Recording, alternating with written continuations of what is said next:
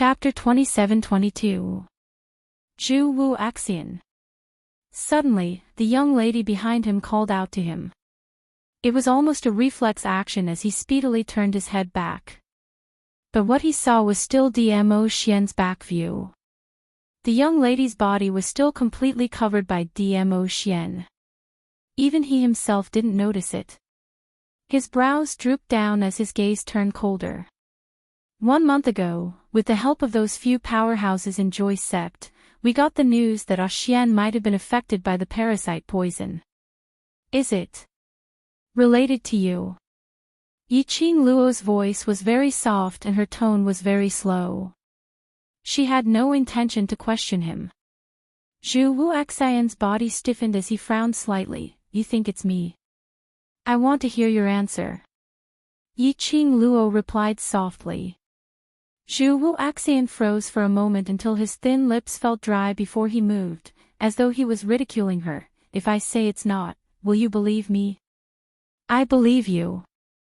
Almost without any hesitation, the young lady replied firmly, if you say it's not you, then it's definitely not you.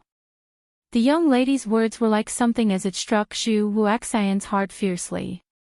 His tall and sturdy body shook violently. His usually icy cold eyes also uncontrollably widened by a few degrees. She said, if you say it's not you, then it's definitely not you. His tone was so certain. That unhesitant determination. He couldn't control his trembling body.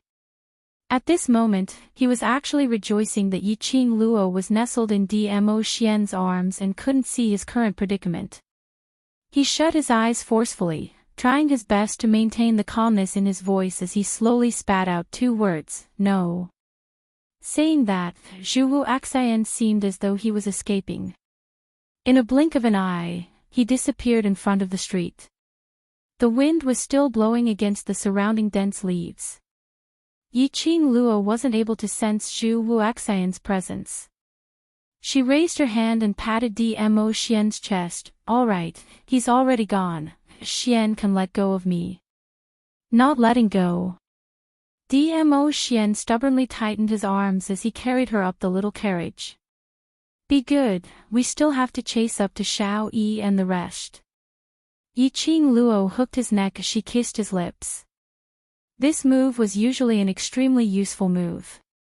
But now, Dmo Xian did not fall for this trick. Although after being kissed, Dmo Xian revealed a smile, but he still hugged Yiqing Luo tightly, not willing to let go no matter what. Yiqing Luo had no choice but to carry such a big lump of dog-type pet and support the small carriage. By the time the carriage regained its usual speed, Yiqing Luo then loosened the reins and let the horse move on its own to search for its companion. She, on the other hand, dragged all the large pets back to the carriage. Xian is angry. Yiqing Luo adjusted her position in Dmo Xian's arms. She pressed Dmo Xian onto the carriage. She was facing Dmo Xian, straddling his lap. Her hands hooked onto Dmo Xian's neck, her pair of charming eyes were filled with smiles. The young lady's delicate features were magnified in Dmo Xian's pupils. The fragrance of the young girl kept drilling into his nose. Dmo Xian's expression turned gentler. However, he still remembered his anger. Lil Luo is not obedient. Lil Luo was carried by someone else. Now, aren't we letting Xian disinfect?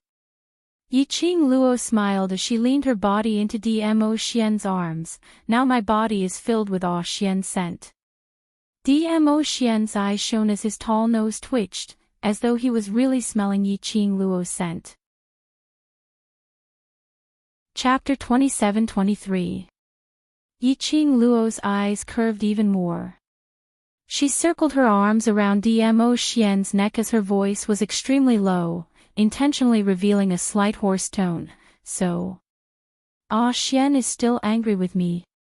Dmo Xian's inky pupils were deep as he stared at Yiqing Luo without blinking. That gaze seemed to be mixed with a blazing flame. Yiqing Luo's cheeks were slightly flushed. This man, no matter what he had become. When he wanted her, he wouldn't conceal his gaze at all. Ever since Dmo Xian was poisoned, she didn't dare to let Dmo Xian's emotions fluctuate too much. The most intimate action with Dmo Xian, it would probably just be kissing, hugging and raising high. But Dmo Xian, who was poisoned by the love goo, his self-control wasn't that good. There would always be a few times of misfire. Yiqing Luo didn't dare to use the previous reward method to soothe Dmo Xian.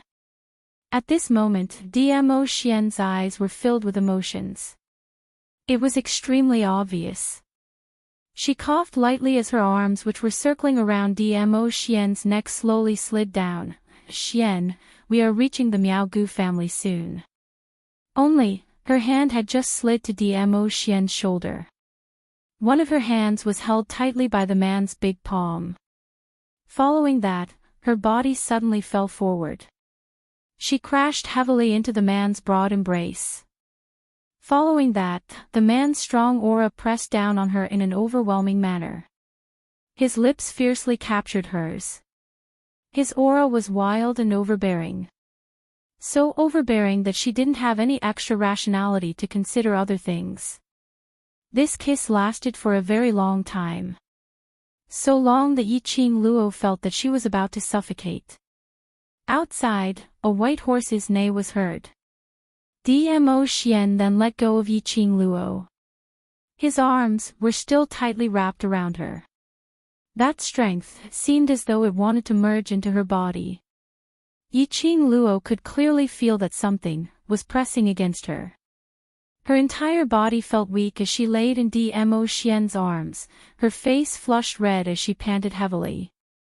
Outside the carriage, a few familiar voices were heard. You're already at the Miao Gu family, why aren't you out yet?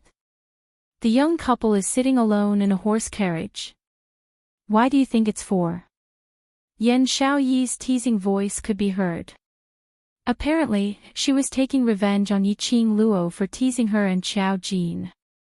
Yiqing Luo raised her blushing face as she stared resentfully at Dmo Xian. You see, I've already told you that we're about to reach the Miao tribe and you're still acting in this manner, aren't you making a joke out of yourself? She glared at him. Not only did it not make the man show the same aggrieved expression as before. Instead, his eyes darkened and he tightened his grip. Yiqing Luo could clearly feel. The feeling of something pressing against her became even more obvious. What the hell? Had Dmo Xian really gone crazy? Yiqing Luo's face turned even redder. She pursed her lips and pretended to be displeased. Stop messing around. Dmo Xian's body suddenly sunk as half of his chest pressed against Yiqing Luo's body. His hoarse voice carried a hint of grievance. I was so obedient, sitting in the carriage. This is the reward you should give me. You can't be angry. Yiqing Luo, this honey trap. It was totally against the rules. Yiqing Luo's blood tank was about to be emptied. But Dmo Xian was indeed very obedient earlier. He endured until Zhu Wu Axian wanted to forcefully kiss her before he appeared. She intentionally put on a straight face as it slowly softened. Chapter 27-24. Dmo Xian was insatiable as he tightened his arms further, then. I'll let you off now, but after this matter is over, I want the same reward as before. Yiqing Luo, even though he was poisoned by love goo, he did not forget his black-bellied nature. What kind of reward was that? Had it taken root in his brain? Why was he always thinking about this? The laughter outside the carriage became more and more unbridled. Yan Xiaoyi used that kind of teasing tone as she knocked on the carriage's window. I say Qing Luo, there must be a limit to being intimate. There are still quite a number of powerhouses preparing to enter the Miao tribe, and if you continue to block here, you will be surrounded by people.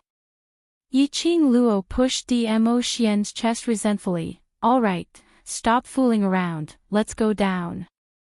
Dmo Xian refused to let go and continued to rub her into his arms. His tone was one of shamelessness and stubbornness. If Lil Luo doesn't agree, I won't let go. I won't let them go. Saying that, his jet-black tranquil peach blossom eyes carefully scrutinized Yiqing Luo's expression. As if he was afraid that she would be angry, he quickly added, "It's Xiao Luo who is not obedient. You want me to wait for you obediently, yet you let others carry you. Little Luo is mine. Who said that he was poisoned by the love goo and couldn't think? This bastard's black-bellied and cunning was simply ingrained in his bones." Yiqing Luo heard the laughter outside and knew that Yan Xiaoyi's words were right. There were also quite a number of influential figures that entered the Miao tribe one after another. Their carriage was small, but it was also blocking the way. After all, it was a bad influence. Yiqing Luo raised her eyes and stared at Dmo Xian, as she helplessly agreed. It couldn't be helped. She could only choose to spoil her man. But if you want the reward, Xian has to promise me something. Yiqing Luo raised her eyebrows. Dmo Xian had already let go of her delicate body when he got the answer he wanted. The next moment, he was pressed against the side of the carriage by Yiqing Luo. Yiqing Luo raised one knee and knelt down in between Dmo Xian's two crescent moons. He reached into the profound phoenix ring and took out a half mask with golden edges. She took the mask and gestured at Dmo Xian's face for a while. A satisfied smile appeared at the corner of his mouth. This mask was made for Dmo Xian during this period of time, according to the shape of his face. Her refining skills were only at the entry level. Fortunately, she had specially refined the mask with a third-grade holy fire. Although the mask did not have any additional special effects, it was still extremely exquisite in terms of aesthetics.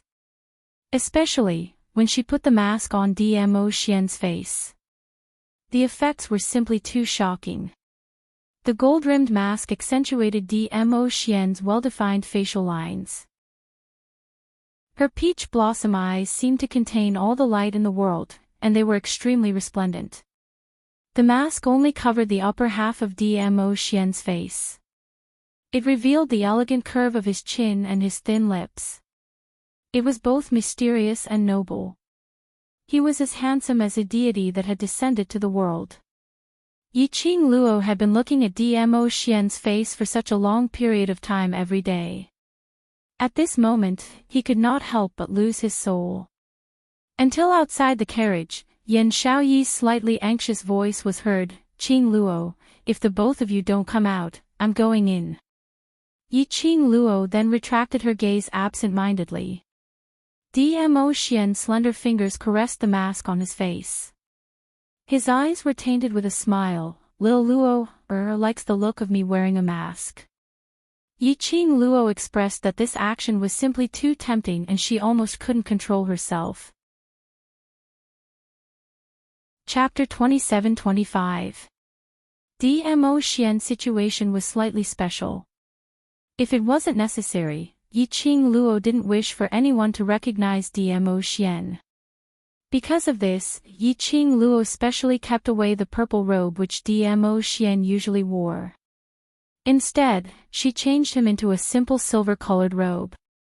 His usually untidy black hair was also neatly tied into a crown by Yiqing Luo. Coupled with the half-face mask, it was impossible. His entire temperament gave off an extremely dignified and cold, yet noble and elegant feeling. As for Yiqing Luo, she was dressed in a long red robe. Her long black hair was tied up simply with a cherry blossom hairpin. Her face was lightly and elegantly made up, which accentuated that delicate and pretty face of hers, with a few hints of tenderness. Especially when she was standing beside Dmo Xian. But her aura didn't drop one bit. The appearance of the two made the bustling Miao tribe entrance fall into a dead silence. Everyone was stunned by these two who seemed as though they had descended from the sky. Even Yan Xiaoyi, who wanted to tease them, had her mouth opened wide in shock, as all the teasing words were stuck in her throat, unable to be spat out. Yi Qing Luo just dragged her stunning kissing Xian, as she walked to the middle of Yan Xiao Yi and the others. Those people seemed as though they had just awoken from a dream. Even the usually silent Gue Wu stared at Dmo Xian, as he said calmly, "Indeed an evildoer." Yan Xiao Yi pointed at Dmo Xian, as she coughed violently. You made a mask for the overlord. This half-exposed, isn't it just too tempting?" Her words had just ended. But she was violently pulled over by a strong force. Qiao Jin's face turned slightly black, as he held Yan Xiaoyi's petite body, as his voice was suppressed to a very low tone, with a warning tone, "Are you finding me ugly?" This voice was obviously a laugh. But when Yan Xiaoyi heard it, she felt a chill down her spine. Her lips trembled as she laughed dryly. How could that be? Jin is the most handsome in my heart." "In that case, you still think I'm ugly?" Qiao Jin laughed sinisterly. Yan Xiaoyi had yet to open her mouth. Dmo Xian had already wrapped his arm around Yi Qing Luo's slender waist as he walked past her. He didn't forget to throw down a cold sentence. Not only do I think you're ugly, I also think your abs aren't good enough." Yan Xiaoyi. Damn it. Can't we turn the page on this abs joke? Was he taking revenge on her for teasing them outside the carriage? F***ck. This husband and wife were really not willing to suffer any losses. Can we still be brothers happily? Yan Xiaoyi was filled with grief and indignation, but she could not express it. The force on his waist indicated that Qiao Jin was truly unhappy. Rebuking Yi Qing Luo or coaxing his own slut Jin, which was more important? Of course, coaxing a man was more important. Yan Xiaoyi expressed that it was never too late for a gentleman to take revenge. Once she had coaxed Jin, she would come back for another round. Only then did the people in the surroundings regain their senses. After recognizing Yi Qing Luo's identity, all of their faces turned extremely ugly. A few well-dressed young ladies got off the carriage and whispered, "Isn't that Yi Luo, who was abandoned by His Majesty? Why is she here as well? I heard that the previous Miao clan leader and eldest young Miss Miao had offended her, so they were locked up by Qinhua sect's sovereign. Then she still has the cheek to take part in the Miao tribe's sacred maiden selection. Isn't she afraid that the Miao clansmen would chase her out?" Chapter 27-26. The whispers of the ladies soon attracted the attention of the surrounding people. There was news about Di Zun abandoning an ordinary-looking woman. The North Continent and even the Nirvana realm had been in an uproar. But there were quite a number of people, such as those small forces who were not qualified to attend Qinhua sect's birthday celebration, had never seen Yi Qing Luo before. Now that they saw this legendary lady who had seduced the overlord, they all came forward to take a look. A few of them started to gossip, "This woman is really amazing. She was just abandoned by the overlord and now she hooked up with a new lover. Who is that gentleman? He looks extraordinary. He must have a distinguished identity. This vixen is so ugly and ordinary, how could she always seduce so many handsome and distinguished men? She's living well. Annoying. What are you talking about?" The ladies pouted shyly for a while before continuing. "But what you said is not without reason. That gentleman must have been cheated by that vixen." The crowd's attention shifted from Yi Qing Luo to the man beside her. They were all guessing who this man was. After all, he dared to want the overlord's abandoned wife. One must know that men's possessiveness was very strong, even if it was the woman who was abandoned by himself. Similarly, he could not let other men dip their hands in.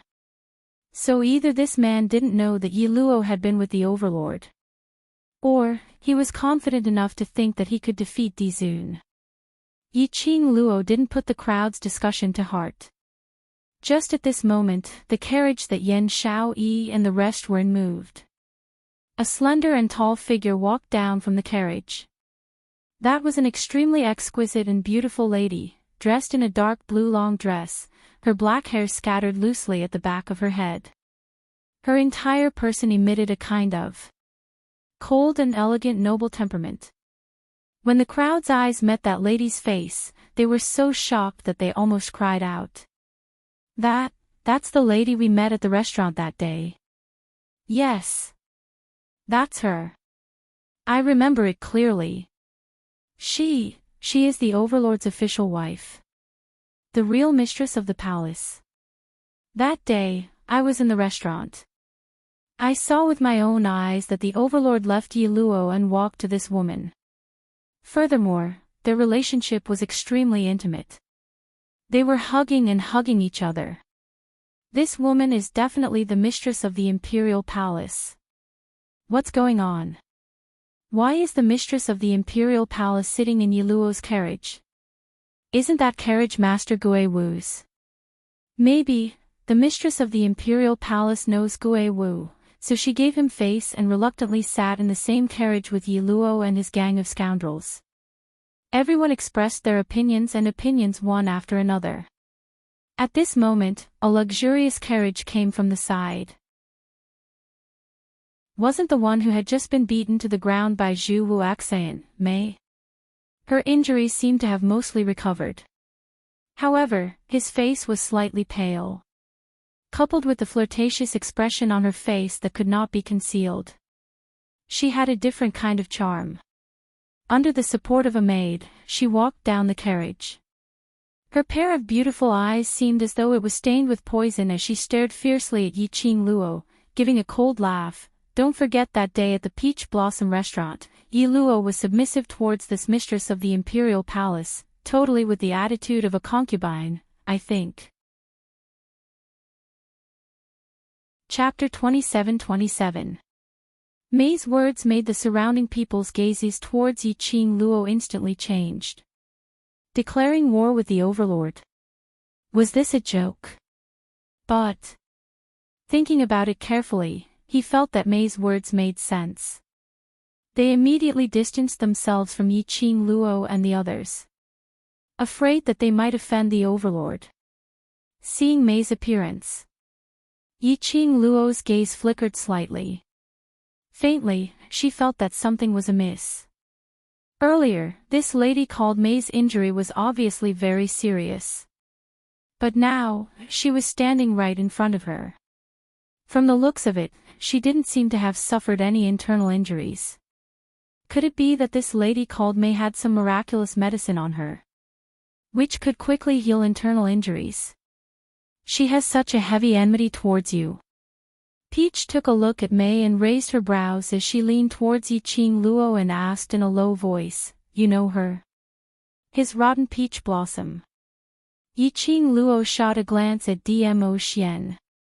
Peach replied with an "oh" and nodded. She's a little strange, it's best to be careful. Her gaze swept across the surroundings as she suppressed her voice to the lowest. I asked Peach 3000 to check on her information, but they could only find some superficial information. She is someone sent by the Sun family in East Continent. On the surface, she is accompanying Sun family's collateral relative Sun Yutong to take part in the Miao tribe's Sainte selection. But in actual fact, she is representing the Sun family, coming to North Continent, to help Sun family to make friends with various powerhouses. Sun family. Yi Qing Luo's brows rose as East Continent's premier Sun's face surfaced in her mind. The Sun family you mentioned? Is it the Sun family that I'm thinking of? Peach nodded. It's because Premier Sun exhausted his entire family's assets to bid for his Sky Recovery Serene Grass, causing his current position to be extremely unstable. That's why he came up with this method, to find a few backers to stabilize his premier position.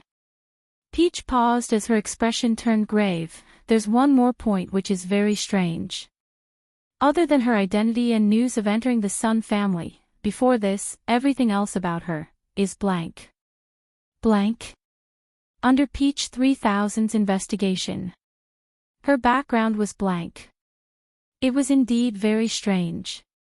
So, I'm guessing that her background might have been purposely erased. Peach pursed her lips and continued, there is another possibility. That is, before and after she entered the Sun family, she changed her appearance and identity. Saying that, Peach deliberately pointed at Yiqing Luo's face. Since Yiqing Luo could disguise herself. Of course, Mei could also disguise herself. It didn't matter which possibility Peach guessed. That was a potential danger. Yiqing Luo narrowed her eyes as she softly replied with an "N, I will be careful." She could feel it herself. This woman called Mei. He was very hostile to her. In this, it was absolutely not only because of Dmo Xian. It was also very possible that it was because of other reasons. He chose to enter the Sun family and work for them.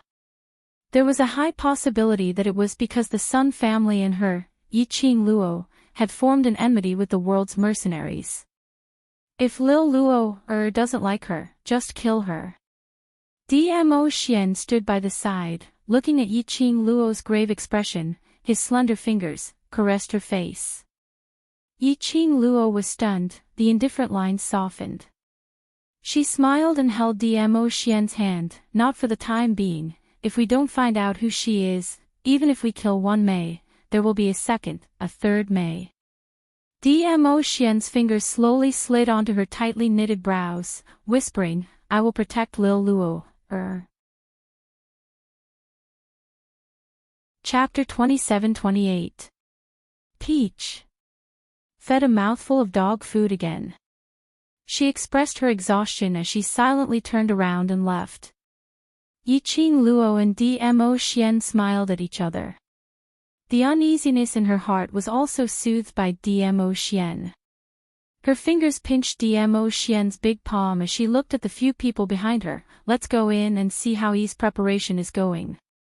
Saying that, she took the lead and walked towards the entrance of the Miao tribe. Peach seemed to have thought of something as her expression changed slightly as she quickly caught up with Yiqing Luo's footsteps and was about to say something to her. Mei, who had been ignored, spoke in a shrill voice once again, Miss Yi, have you been exposed and fled? Yiqing Luo's footsteps paused as she glanced sideways at Plum's beautiful face. Her lips curled into a calm and languid smile. Miss Plum is not old yet and your eyes are not working well. Which one of your eyes saw me running away in panic? Not sure if it was Yiqing Luo's words that agitated Plum. Plum's expression suddenly twisted. You slut, just a vixen who seduces men everywhere. I'd like to see, when this backer of yours sees through your true colors, will he still allow you to rely on him? Yiqing Luo snorted lightly. It said that a person's heart is dirty, everything is dirty. So in Miss Plum's eyes, women can only rely on men and not on themselves.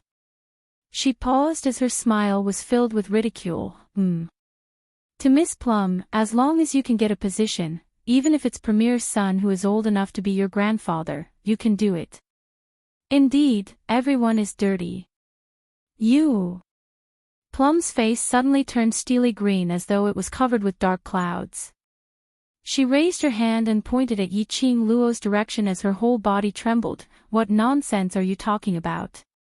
Your heart is the dirty one.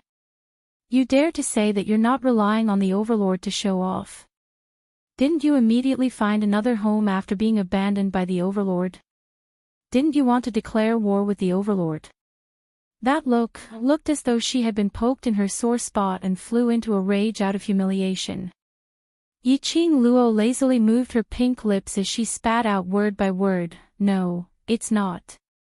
Mei's face was ferocious, the veins on her hands bulging under her sleeves.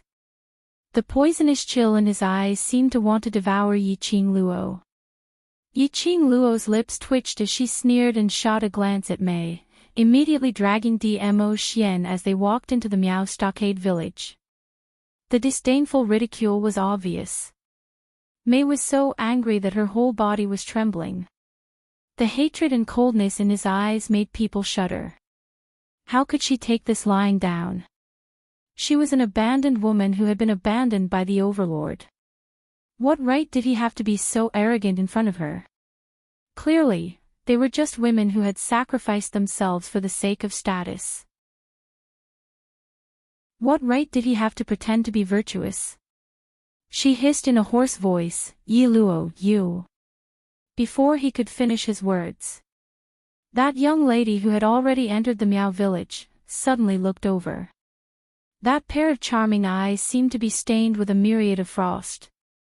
Ling Mei's throat felt as if it was gripped by an invisible, ice-cold hand. It sealed all her voice. That young lady suddenly curled her lips. Her smile was extremely beautiful, but it revealed an eerie chill. "Miss Mei, don't embarrass yourself." Mei's heart tightened as her pale lips trembled. In the end, she still couldn't spit out a single word. Indeed, if she continued to pester, that would be asking for humiliation. Based on ability or eloquence, she was not Yi Luo's opponent. Chapter 27-29. After Yi Qing Luo and the rest walked far away, the crowd who remained at the entrance of the Miao tribe to spectate, all set their gazes on Mei. There were some men's gazes which were completely naked, not concealing their yearning. Some of the powerhouse's representatives walked up, one hand touching their chin, their eyes sizing up Mei from top to bottom. He looked gentle and refined, and had a certain temperament. But the words they said were so vulgar that it made people nauseous. "Beauty, you're so beautiful, why not follow me? It's better than Old Man Sunday, beauty. Compared to Old Man Sun, we are more satisfied with you. The few of us, you can choose as many as you want. If you follow us, I guarantee that you'll have a good life in the future. As compared to Sun family, it's not much different." One after another, vulgar words, made Mei's originally steely green face, turned even uglier. She was forced to retreat several steps by the few wretched men. All of you get lost." Mei leaned against her carriage, as she speedily ran up the carriage. "Little beauty, don't refuse a toast only to drink a forfeit." One of the men stretched out his hand, as he grabbed Mei's arm. After touching the lady's tender skin, uncontrollably, he caressed Mei's arm. The laughter in his mouth became even more sinister. The man's action also made the other men interested. They all crowded around Mei. Mei's expression instantly changed, as her eyes turned sinister. "All of you get lost. All of you get lost. Just based on you bunch of toads, and you want to lay a finger on me." Those few men laughed even more wantonly. The surrounding people, as usual, didn't care about it. Earlier when they faced Yi Luo, berated him, ridiculed him, they were as cold as now. Those who came to participate in the Miao tribe's sacred maiden selection were mostly small and medium-sized powerhouses. Naturally, their quality was relatively not that high. Seeing that no one around stopped them, they became more and more excited. One by one, they stretched out their hands, not caring that they were in public, as they directly touched Mei's body. When a hand came into contact with his body, he felt a chill run down his spine. Mei raised her hand, and with a cracking sound, it broke. She took a few steps back, her face slightly pale. The man whose wrist was broken screamed in pain. The men were immediately enraged. B*TCH. Aren't you here to act coquettishly and seek a backer? Why are you still pretending to be a chaste saintess? You've already slept with an old man in his 50s, and you're still scared of sleeping with us. Are you looking down on me? I'm going to sleep with you today. A few slapping sounds could be heard. The men grabbed Mei's wrist and slapped her a few times. Mei, who had been beaten, was about to retaliate. However, before he could make a move, her eyes widened abruptly. A black mist quickly entered her eyes. He slowly retracted his counterattack. She gradually calmed down. A few men dragged Plum, who had been beaten silly, and walked towards the direction of another denser forest. The onlookers revealed a tacit smile. However, no one noticed anything unusual. For example, May, who had been struggling fiercely, after breaking a man's wrist, why didn't she struggle anymore? For example, when she was being dragged by a few men into the dense forest, why did she calmly follow them? For example, May's long hair, which fell down after being caught, covered her face. Chapter 27:30. After passing the inspection of the Miao tribe guards, Yiqing Luo and the rest followed the female attendant's lead and directly arrived at the Miao tribe's largest public square, which was also the place where the sacred maiden selection was held. At this time, the Miao tribe's plaza was set up with about 500 long tables and soft cushions. The long table was filled with Miao delicacies and pastries. Because of the existence of the ghost martial artist, Yiqing Luo and the rest were still arranged to be seated at the first row of the long table. The group of people sat down in succession. Because it was the first row, many of the forces that had arrived long ago shifted their gazes over to them. They whispered to each other from time to time. He seemed to be guessing their identities. After Yiqing Luo sat down, she searched around for Miao Yi's shadow. However, after looking around, he did not see Miao Yi in the surroundings of the plaza. She took a look at Dmo Xian, who had been hugging her slender waist tightly, and whispered something into his ear. Dmo Xian's body stiffened slightly as he shook his head. The two eyes under the mask flickered, showing extreme displeasure. Yiqing Luo helplessly patted the back of his hand. Dmo Xian's eyes then revealed a smile. Then, both of them stood up and walked away from the long table. They lowered their voices and asked the waitress standing at the side, "Where is your Miao family's second miss?"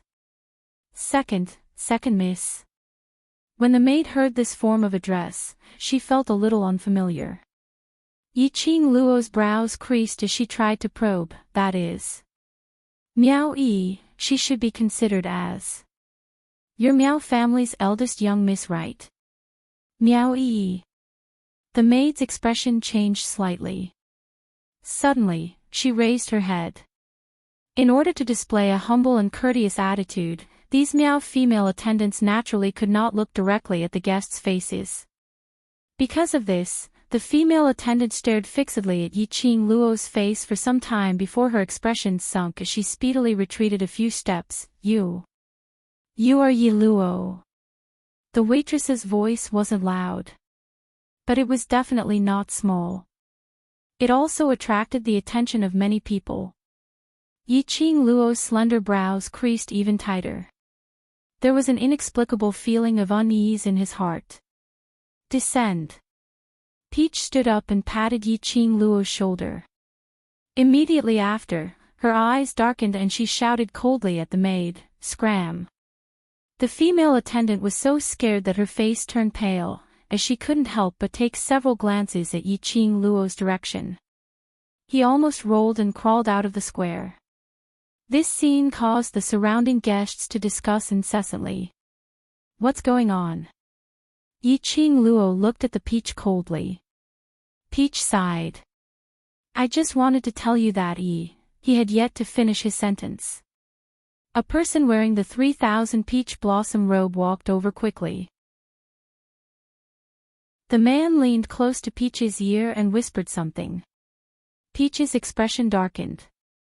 She whispered some orders, and the man immediately left.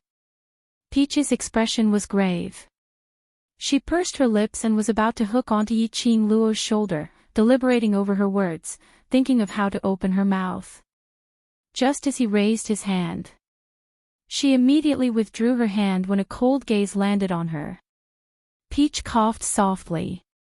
Well, it's not a big deal for Yi. For her, it's also a kind of growth. I think, you shouldn't interfere with her holy maiden selection. She paused and added another sentence, the informant I've arranged in the Miao tribe will take good care of Yi. The anxiety on Yiqing Luo's face froze. Her eyelashes fluttered and drooped down. Peach's words made her more or less guess something. But there was no denying that what Peach said was reasonable. Only by experiencing setbacks could one grow. This was Miao Yi's growth. Chapter 27:31. Yiqing Luo closed her eyes. She had put the pressure of Xian's poison on Miao Yi alone. She shouldn't disturb Miao Yi's heart at this time. She should believe it. Miao Yi, who was able to resolutely choose to leave the Miao tribe with the Miao Gu King in the face of unequal treatment, had her own hot-bloodedness. Say, just now. What did your subordinates tell you? Yiqing Luo put Miao Yi's matter aside for the time being. Peach looked around. The surrounding people, because of the interlude just now, had set their sights on them. It was too conspicuous to stand.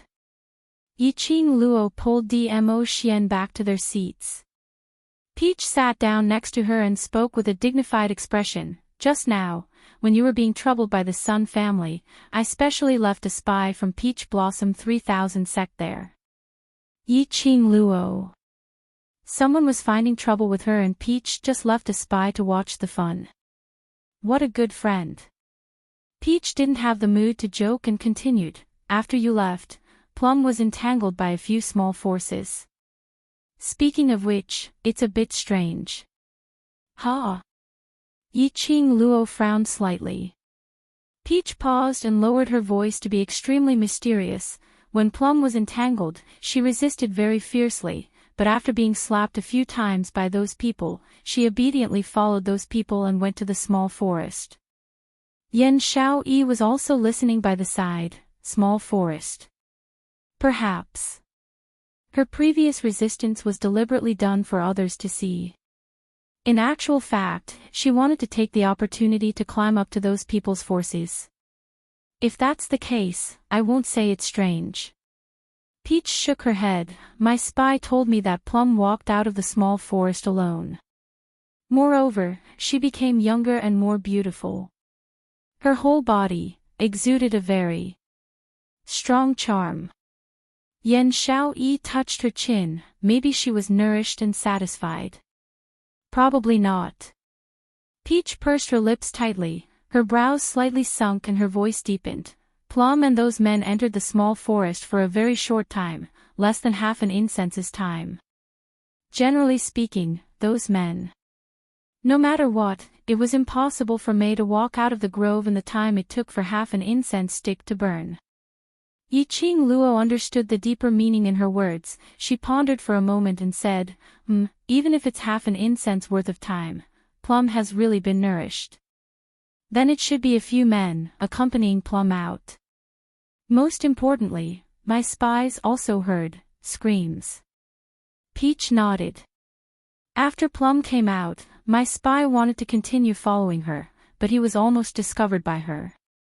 That is to say, after Mei came out of the little forest, not only did her appearance change, even her strength had increased. Yiqing Luo understood the meaning behind Peach's words. After a moment of silence, her fingertips gently tapped on the table. If that's really the case, then, we can only find those men to find out what's going on. I'm afraid we won't be able to find it. Peach shook her head. After my spy was almost discovered by Plum, he chose to enter the grove to look for those men. But, there was no trace of those men in the entire grove. Chapter 27:32. Missing. These two words made Yiqing Luo's mind suddenly come up with a thought. But that thought was fleeting and she couldn't catch it in time. Yiqing Luo frowned. Looks like, this Mei not only has a strange background, she should be hiding some secret. Yes, so I specially asked someone to investigate what happened after Mei entered the northern continent and discovered.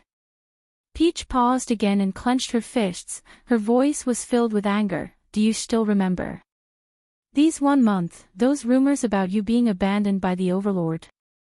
She's the one who manipulated it. Yiqing Luo narrowed her eyes. Yes. All the public opinion is manipulated by her. Peach gritted her teeth. That day at the Peach Blossom restaurant, she was the one who leaked the news of your private room. She was also the one who brought Miss Sun and other women who were very jealous of you to stir up trouble in the restaurant. She kept leading the crowd to cut off the relationship between you and His Majesty. After Yiqing Luo heard Peach's words, she pondered for a while and asked, "Have you heard of the Palace of Darkness?" "Of course I have heard of it. Recently it's been in an uproar, claiming to surpass the Imperial Palace and become the #1 palace in Nirvana realm.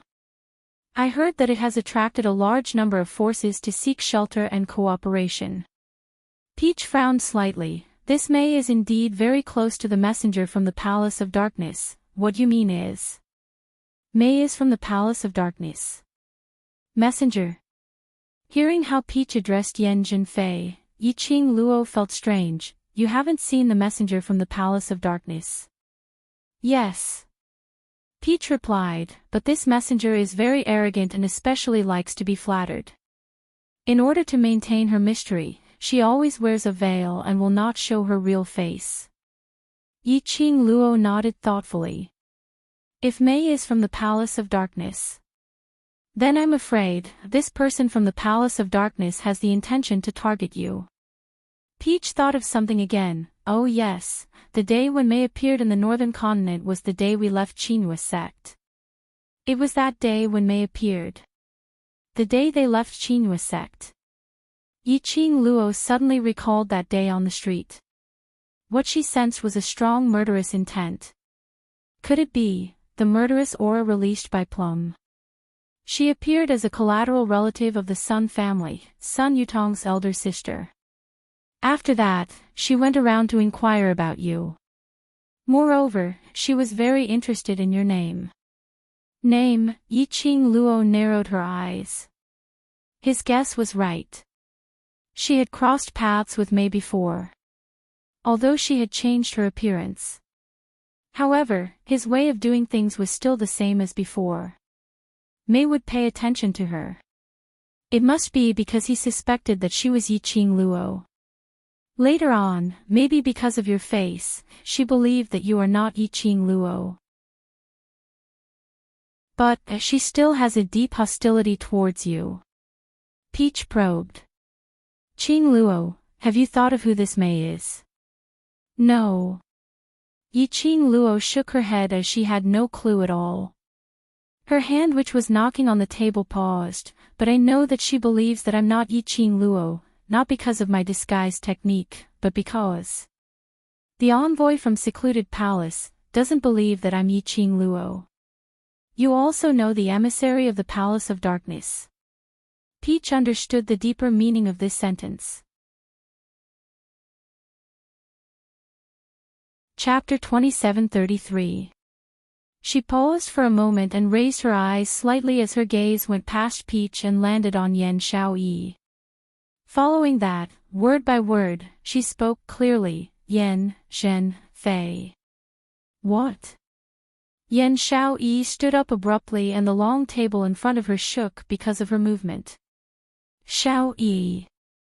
Xiao Jin immediately pulled Yan Xiaoyi's arm and used one arm to hold her shoulders. "Sit down first." Yan Xiaoyi sat back down on the soft cushion under Xiao Jin's strength. She pursed her lips as her eyes were filled with a cold intent. "The envoy from Secluded Palace is Yan Zhenfei. Now she's called Yan Fei Fei." Yiqing Luo narrated the process of Sun Yutong and May stopping her in a concise manner. "She thought I'm Yiqing Luo's fake, so May naturally thought so too. Which means May is indeed from Secluded Palace." Peach's tone turned solemn. "If that's the case, why did Secluded Palace appear?" "For." Peach raised her eyes and looked at Dmo Xian. "Now that Secluded Palace is in the limelight and Overlord is unable to return to the palace to manage, there are already many people saying Overlord's #1 legend will probably have to give up his position." Secluded Palace was currently in an uproar. and it accurately grasped every cultivator's inner thoughts. Using various gimmicks of being able to advance quickly in a short period of time and would ascend to the upper realms in future, they roped in one force after another. In a short period of time, they were able to catch up to the imperial palace's reputation. Such an existence. There was indeed hope to force the imperial palace to retreat. Those powerhouses who were originally dissatisfied with the imperial palace and the overlord were naturally happy to see this happen. Yiqing Luo glanced sideways and met Dmo Xian's eyes as a glint of warmth flashed past her eyes. I will not let the imperial palace's legend be occupied by a small palace with unknown origins. She would not let secluded palace become the #1 palace in Nirvana realm. She would not let Xian's imperial palace be defeated. This secluded palace sounds a little strange. Jun Qingwu, who had been silent, frowned slightly. No matter if it's heaven realm or god realm, there's no way to obtain a permanent advancement in a short period of time. Generally speaking, there was indeed some kind of medicine or secret arts to be able to advance in a short period of time. But that was only for a short period of time. Moreover, his body would be greatly affected. Like the Netherworld Palace, where they were able to quickly ascend to the mystic rank and maintain stability, even Jun Qingwu had never seen it before. No, there is a way. She paused, looked at the crowd and said, Qi of Yin. Everyone's eyes widened. Yiqing Luo propped her chin, furthermore. It's different from the profound Yin Qi in the West continent. It's another type, a higher level profound Yin Qi. In the past, the dark forces had used the mysterious Yin Qi to awaken the greed in some people's hearts. Seizing this greed, his consciousness was controlled by the mysterious Yin Qi. Once the mystical Yin Qi entered the body, under the control of the mystical Yin Qi, the mystical Yin Qi could quickly raise the mystic grade, and while the mystical Yin Qi was still in the body, it could maintain the stability of the mystic grade. However, the longer the mysterious Yin Qi stayed in the body, the stronger it became. The mysterious Yin Qi would completely devour them, turning them into the mysterious Yin Qi's puppet. Mysterious Yin Qi.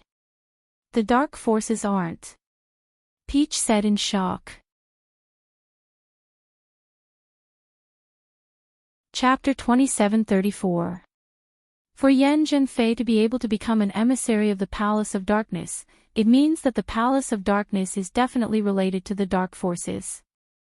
The cup in Yan Xiaoyi's hand was knocked onto the ground by her. Yan Xiaoyi's expression surged with some kind of emotion.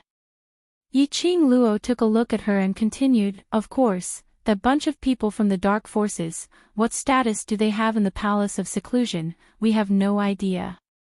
The only thing that could be concluded was, with the strength of Wolf Saint Art and the others, it was impossible for them to win. They definitely wouldn't be able to build a dark secluded palace in such a short period of time and develop at such a godly speed that it was comparable to the Emperor Palace. Therefore, there were not only dark forces in the Dark Palace, there might be other hidden forces. If the Gloomy Palace is really related to the dark forces, then the existence of the Gloomy Palace will affect the balance of the Nirvana realm. Jun Qingwu looked at Yiqing Luo. I heard that the balance historian had once interfered in this matter, but I'd not expected such a thing to happen. Looks like I'll have to make a trip over to the balance historian's side. This matter must be known to the people of the upper realm. If you have the channels, inform the people in charge as soon as possible to come down and check the situation. Yiqing Luo nodded in agreement. The existence of the dark forces itself is an existence that affects the balance of Nirvana realm. Behind the Nether Palace is obviously a much stronger force than the dark forces. Hearing this, Jun Qingwu's expression became increasingly heavy. She was just about to say something when her gaze fell onto Dmo Xian and revealed a sliver of hesitation. Yiqing Luo understood and gave a smile towards Jun Qingwu. She raised her hand, which was intertwined with Dmo Xian's fingers, and said softly, "You don't have to worry about Xian, I will take good care of him." You know, the goo poison in his body, and Jun Qingwu pursed her lips and a trace of emotion appeared on her face. I know. Yi Qingluo glanced sideways, her eyes gentle. No matter if Yi is the sacred maiden or not, I will think of a way to let the sacred maiden help Xian cure the goo. She paused and smiled. As for the rest, I will protect him. After Jun Qingwu returned from the upper realm, she specially looked for her in private. They talked about Dmo Xian's matters. Dmo Xian went to the upper realm. He was indeed going to do something very dangerous. Even though Jun Qingwu didn't say it out loud, she only mentioned it briefly. But Yi Qingluo roughly understood that this matter was related to the divine phoenix profound heart jade in her body. And in the upper realm, Dmo Xian had divided his own strength and created a doppelganger to guard beside Yi Qingluo. As a result, he was almost seriously injured in the upper realm. After that, because his doppelganger was in the Miao tribe's forbidden land, in order to be intimate with her for a short while, he had expended too much energy. When that clone returned to Dmo Xian's body, Dmo Xian's injuries were getting more and more serious. Dmo Xian was now in the lower realm of Nirvana realm. Even if he was injured, he wouldn't be at a disadvantage. However, the situation now was different. Dmo Xian was poisoned by the love worm. Under the influence of the love worm, his thoughts revolved around Yi Qingluo alone. In addition, there was the unknown factor of Gloomy Palace. No one was able to guess whether the Palace of Darkness was targeting Yi Qingluo or the Imperial Palace. Or perhaps, targeting the entire Nirvana realm. But no matter which point he aimed at, to them, it was a potential danger. This is too risky. Jun Qingwu frowned, still unable to be assured. If the Overlord was injured in the Nirvana realm. Chapter 2735. I know what you're worried about. Yi Qingluo smiled as she patted Jun Qingwu's shoulder. If I'm injured, Xian will be in more pain than me, so you can rest assured that I won't let anything happen to me, nor will I let anything happen to Xian. Jun Qingwu still wanted to say something. Suddenly, a deep voice floated over from the side. What are you dawdling about for? There are those few old men around this lass. Are you still afraid that something will happen to her? It was Gue Wu. His extremely young face had a serious and calm expression on it. But it didn't look out of place at all.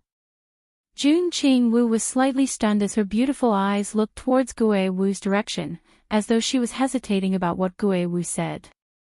Zhou Mo stretched out his hand and hooked it around Gue Wu's neck as he smiled. That's right, Ah Wu and I are here, what are you worried about? Gue Wu frowned as his gaze turned slightly cold as he looked towards Zhou Mo. Zhou Mo was all smiles as he turned Gue Wu's head to the other side, before smiling at Jun Qingwu. Don't be fooled by Ah Wu's unwillingness to help. You can be at ease. As long as this young master stays here, he will definitely stay here as well. Go in peace. Gue Wu's face turned black as he remained silent. This was considered as a tacit agreement. Jun Qingwu looked at Gue Wu for some time. Following that, she looked towards Yi Qingluo, then. I'll trouble you to take care of the Overlord, I'll rush back immediately. Saying that, Jun Qingwu directly got up and left the Miao Stockade village. Zhou Mo was all smiles as he sent Jun Qingwu off. His body moved as he pushed the peach aside and got closer to Yi Qingluo. Between his brows, there was a smile. Little Qingluo. Zhou Mo called out these 3 words. Suddenly he felt a gush of cold current. His body shook as his gaze followed the direction of the cold current. He met with Dmo Xian's treacherous cold gaze. Zhou Mo's body, which was just about to reach Yi Qingluo's ear, slowly moved backwards. Ah Xian, don't scare him. Yi Qingluo pinched Dmo Xian's palm and glanced sideways at him. What do you want to say? Zhou Mo took a look at Dmo Xian and then looked behind him. Under the headscarf, the two ears kept twitching, trying to eavesdrop. Using a voice that only the two of them could hear, he said, "Little Wild Cat listens to you the most, and you know how I feel towards Little Wild Cat. When you're free, put in a few good words for me in front of Little Wild Cat, how about that?" Yiqing Luo raised her brows. "Is young Master Mo begging me?" "No. Yours truly is making a deal with you." Zhou Mo shook his head solemnly. "I'll lend all to you. You can use him however you want and for as long as you want. And you just need to put in a good word for me in front of the Little Wild Cat. You're not losing out at all in this deal. It's so worth it." Yiqing Luo tilted her head and shot a glance at Gue Wu before looking at Zhou Mo. This B***starred, selling out his teammates, he couldn't be any more straightforward. But she didn't intend to let Zhou Mo abduct her little cat so easily. Although, she could tell that little cat didn't have no feelings towards Zhou Mo.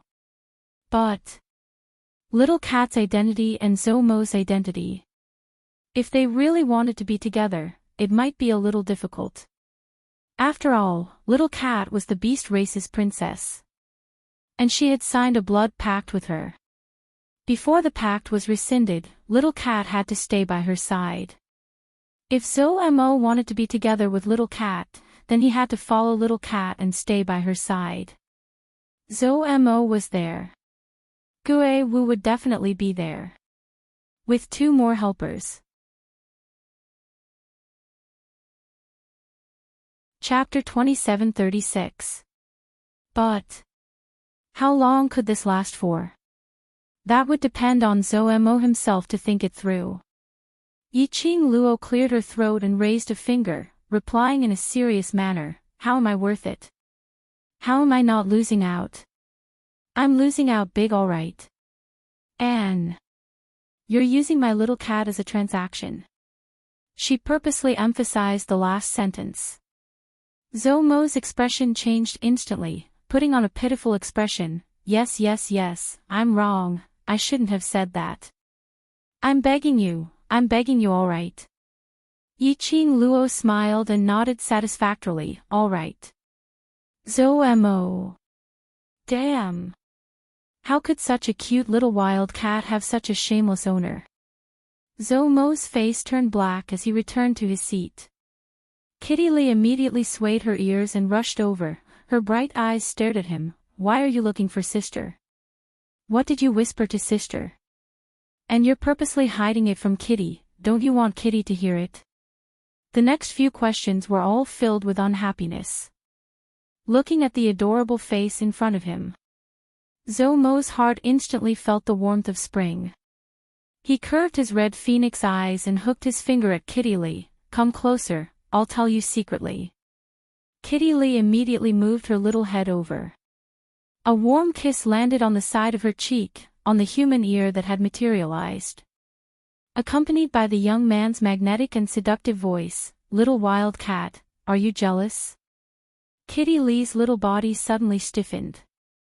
Her cheeks flushed red with a whoosh. Yiqing Luo didn't bother about the lovers' little quarrels.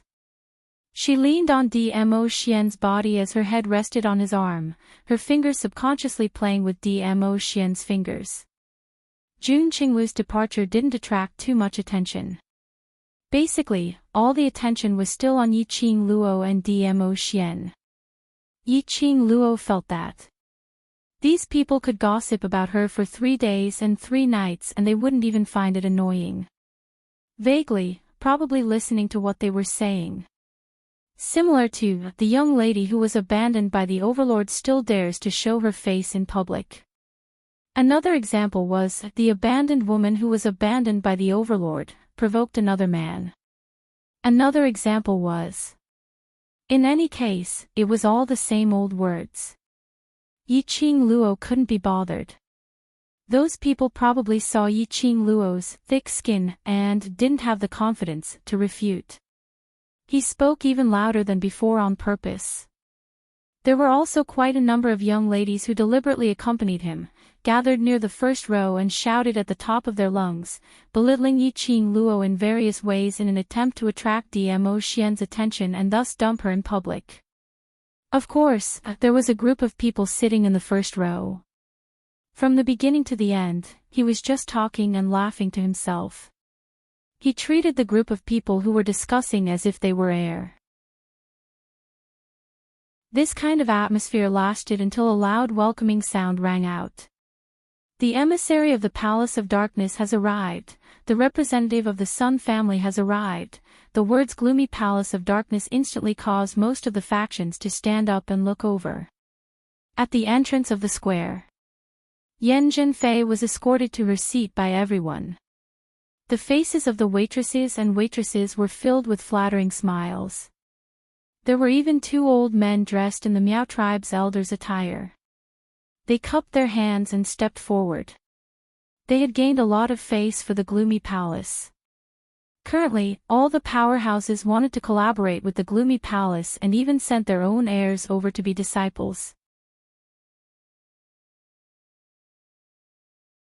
Chapter 2737. With the gloomy palace's envoy taking the lead. Sun Yutong and Mei, who walked in after that, appeared extremely cold and quiet beside the 2 of them. On the other side, on seeing Yan Zhenfei walking in, Yan Xiaoyi's originally relaxed emotions suddenly congealed. Her eyes swiftly shot towards Yan Zhenfei. Her eyes seemed to be filled with a raging storm. Qiao Jin's hand was placed on Yan Xiaoyi's shoulder. His broad and warm palm, slowly, soothed the agitation in Yan Xiaoyi's heart. Yi Qing Luo laid lazily in Dmo Xian's arms, changing into a more comfortable position as she squinted her eyes, looking at that veiled lady. The corners of her lips, bit by bit, curled into a cold arc, looked like those who were seeking their own humiliation were about to form a team again. Just like what Yi Qing Luo had guessed. Yan Zhenfei was respectfully welcomed by 2 elders, as she came to the first row of the public square's guest seating. The Miao tribe had divided the seating into 2 rows, left and right. The 2 rows on the left and right, each row could seat about 20 people. Yi Qing Luo and the rest sat on the first row on the right. The elder led Yan Zhenfei, Mei, and the rest towards the first row on the left. But, when Yan Zhenfei was turning to the left, she suddenly stopped in her tracks. "Madam Envoy, what's the matter?"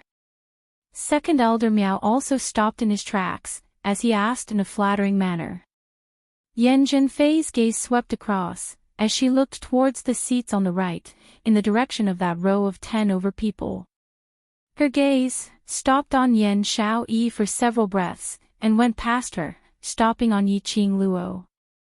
Yan Zhenfei's eyes narrowed, as an icy cold glint shot out. Second elder Miao was an intelligent person, as he followed Yan Zhenfei's gaze, as he understood something, as he smiled apologetically. "I believe Madam Envoy has heard of those rumors regarding Miss Yi. Don't put her in your heart. The reason why she can sit there is only because her relationship with Master Gue Wu is better." Yan Zhenfei's gaze turned chillier by the minute. When Sun Yutong, who was beside him, saw this, she revealed a disdainful smile.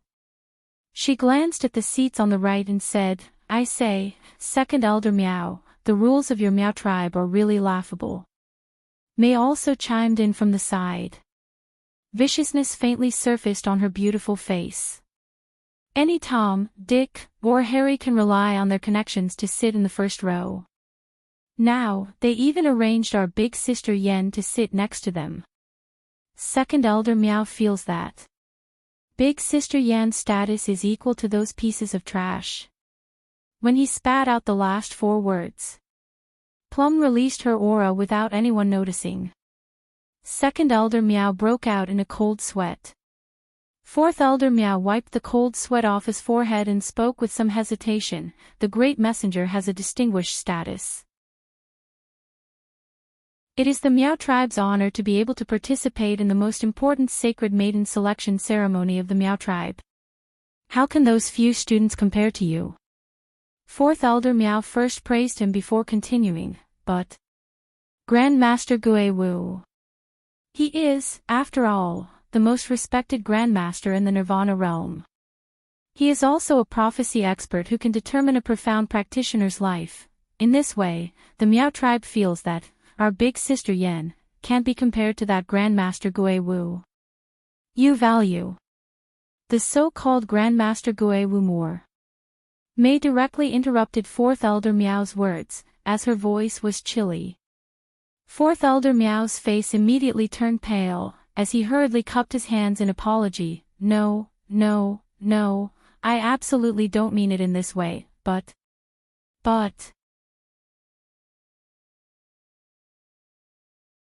Chapter 2738.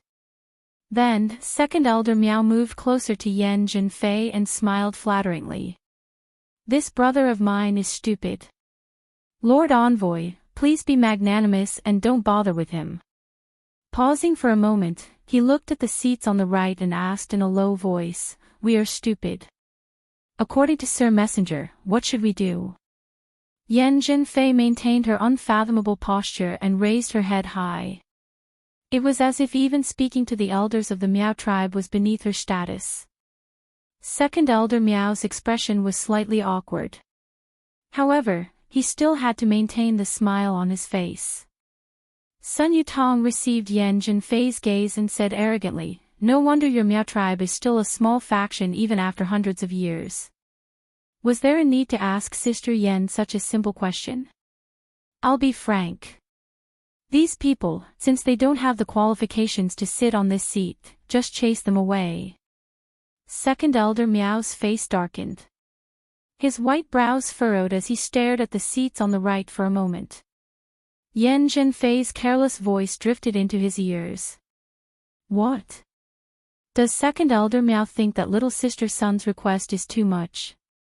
Second Elder Meow felt a chill run down his spine, and he immediately straightened his back. He hurriedly shook his head with a smile. It's not too much. Miss Sun is right. Those who don't have the qualifications indeed don't deserve to sit in the first row. This is against the rules. After saying that, he glanced at Fourth Elder Meow, warning him to speak less and act cautiously. Following that, he cupped his hands in greeting towards Yan Jinfei and headed towards the first row, towards Yiqing Luo's direction. Yiqing Luo and the others naturally noticed the extravagance on this side. Seeing that Yan Jinfei had not taken her seat for a long time, many people looked at them from time to time. How could they not understand? Yan Jinfei was putting on a show, wanting to cause trouble. As expected. Not long after, they saw Second Elder Meow walking toward them with a gloomy expression. Second Elder Meow paused for a moment by Guewu's side. After that, he carefully sized up Guewu's expression. Guewu did not even raise his eyelids, and only held a cup of wine, minding his own business and drinking. His expressionless face made it impossible to tell what he was thinking. Second Elder Meow asked himself if he could climb to the position of Elder Meow. Naturally, he had his own way of judging people. However, when he looked at Guewu, not only could he not see anything. On the contrary, he was suppressed by the aura of the ghost martial artist to the point that he broke out in cold sweat and his legs went weak. Clearly, Guewu had not even taken a glance at him. Second Elder Meow decisively dispelled the idea of discussing with Guewu as he braced himself and walked towards Yiqing Luo. You, and you. Second Elder Meow pointed towards the direction of Yiqing Luo and the rest. In a row, other than Guewu and Zhou Mo, the rest were all pointed out. He waved his hand, and his white robe fluttered in the wind. All of you, sit at the back. After saying those words, Second Elder Meow immediately looked towards Guewu. Guewu was still minding his own business, drinking wine. He secretly heaved a sigh of relief. Fortunately, Guewu did not care about the life and death of these people. From the looks of it, it should be this group of students who were shamelessly trying to intimidate Gue Wu. Master Gue Wu couldn't be bothered to bicker with them, and couldn't be bothered to pay attention to them. Therefore, he didn't say anything to explain that he wasn't familiar with these students at all. That's right. It must be so. Otherwise, why would this group of people sit together with Gue Wu and the rest?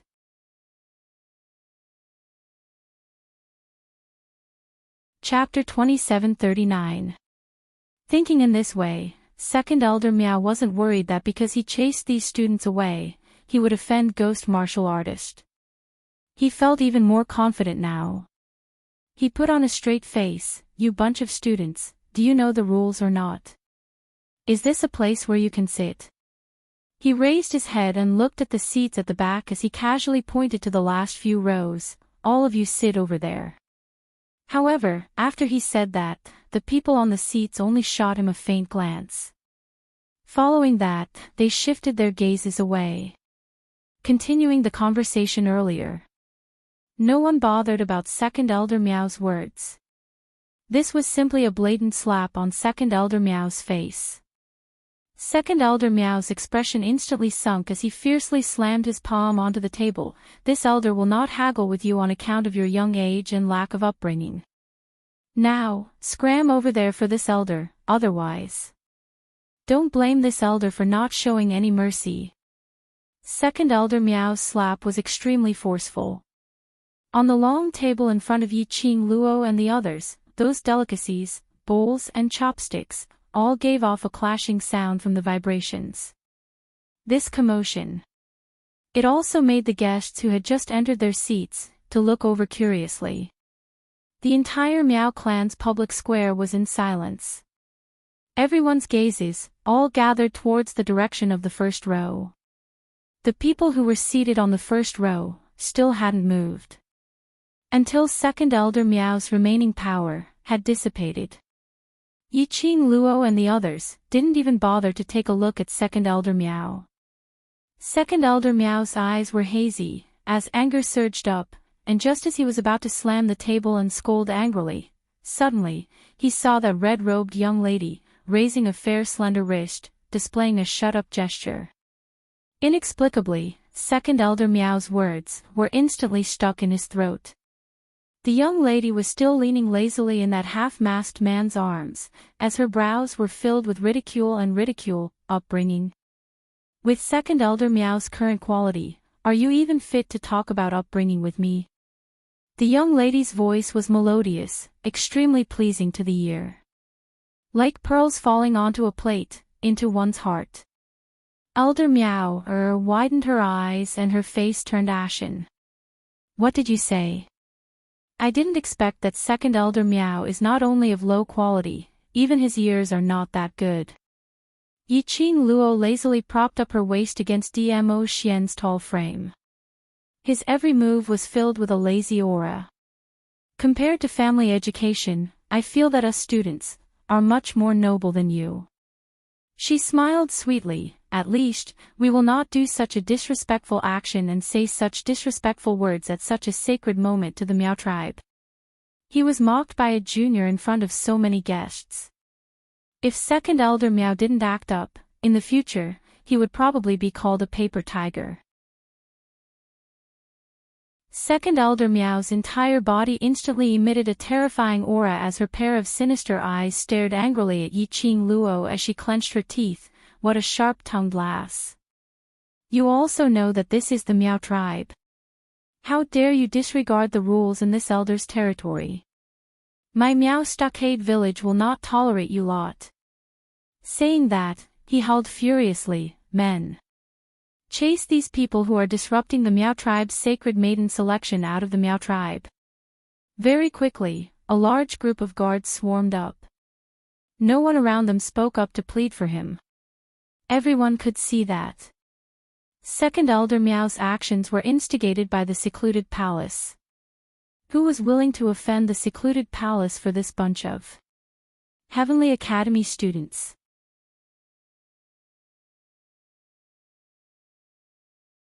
Chapter 2740.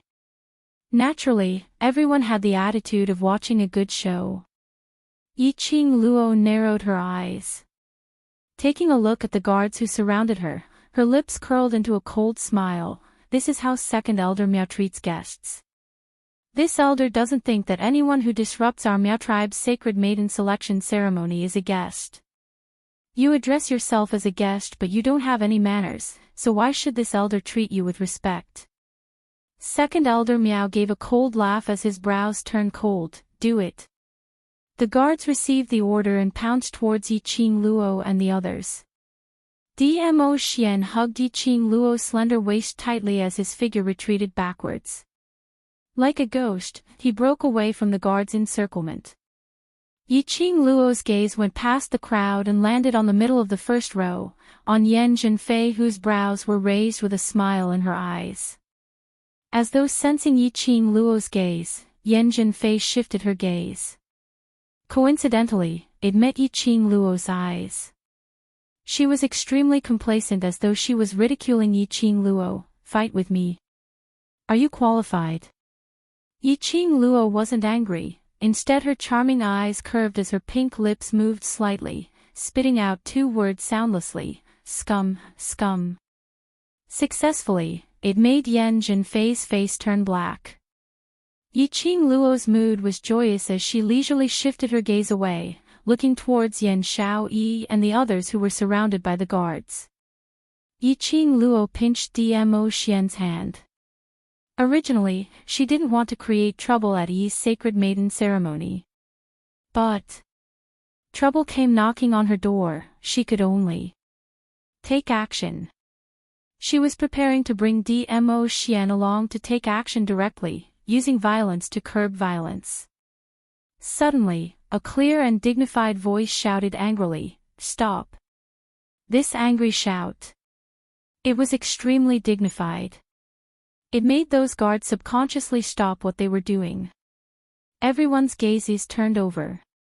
They saw a lady dressed in blue Miao tribe clothing, walking over slowly. The Miao tribe accessories on her gave off a jingle sound as she walked. Second elder Miao's gaze, when it met the lady, his expression turned extremely ugly. "Miao Yi, what are you doing out here?" The woman was Miao Yi. There was a cold smile in Miao Yi's eyes. Her clearly young face was strangely mature and stern. Second elder Miao wants to chase away the guest that I invited. If I don't come, who knows what second elder Miao will do to my guest. She walked to Yan Xiaoyi and the rest. Her petite body stood in front of them. His gaze swept across the surrounding guards bit by bit. Go down. Her voice was calm, but it was filled with authority. The guards immediately looked at second elder Miao. These guards knew about Miao Yi's status in the Miao tribe. If it was before, the guards did not care about Miao Yi at all. But now, the Miao tribe leader and young lady Miao had done such a shameful thing to the Miao tribe. In the entire Miao tribe, Miao Yi was the only direct descendant of the Miao tribe.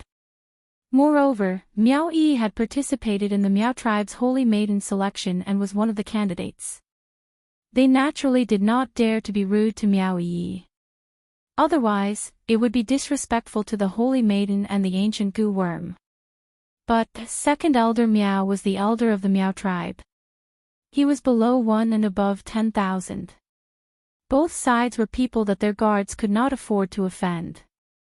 For a moment, the guards did not know who they should listen to. Second elder Miao was obviously aware of this point.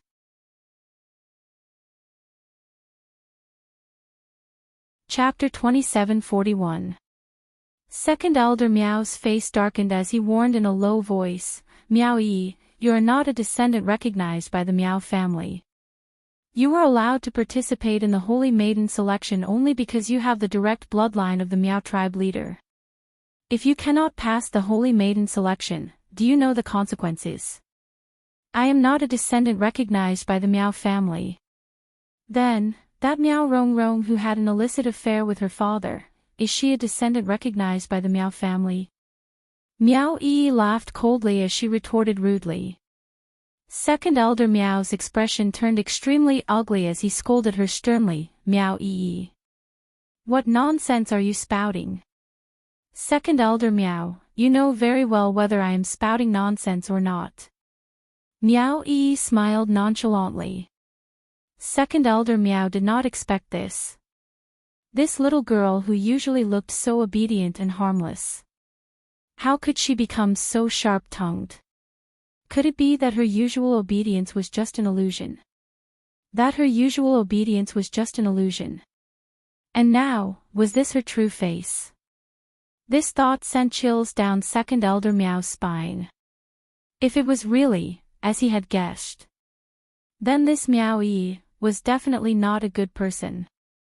His white brows furrowed, as if something was strangling his heart. He was about to speak when Meow-ee continued with a smile, "Second Elder Meow, allow me to remind you that from the day Meow-ee Xiong and Meow Rongrong did that illicit affair and humiliated the Meow tribe, they were no longer part of the Meow tribe. And I, Meow-ee, am the true eldest miss of the Meow tribe." Every word was forceful and sonorous. It was as if she was swearing something. Second Elder Meow's face alternated between green and white. His ruthless eyes stared straight at Meow-ee, as if he wanted to see through this girl's soul. Meow-ee let him look at her. The corners of her mouth curled up into a smile. She was still so confident and in high spirits. "Second Elder Meow, these are the guests that I invited. I want them to sit here.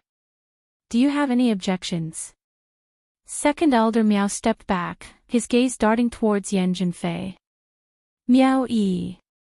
Eldest miss, this is not the time for you to be willful." He knew that what Meow-ee said was the truth. Meow-ee was indeed the direct bloodline of the Meow tribe leader. Even if Meow Rongrong was still here, Meow-ee was the real young mistress of the Meow clan. He softened his tone and discussed, "Eldest miss, over there, is the emissary of the Palace of Darkness. You also know that the Palace of Darkness now represents the entire Nirvana realm. If we offend the emissary of the Palace of Darkness, the Meowgu family will be in trouble." Meow-ee scoffed at Second Elder Meow's explanation. Second Elder Meow patiently looked at Yi-Ching Luo, "Miss Yi, your eldest young miss friend, so you should consider for her sake. It's just a messenger from the Palace of Darkness, yet Second Elder Meow is so humble.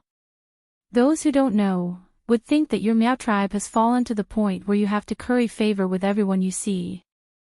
Yi-Ching Luo's fingers twirled a lock of hair as she gave a low laugh. She did not hide her disdain for Second Elder Meow at all. "You!" Second Elder Meow glared furiously, "Don't you dare insult the Meowgu clan." Yi-Ching Luo raised her brows. As for this Second Elder Meow, she didn't know how to evaluate it.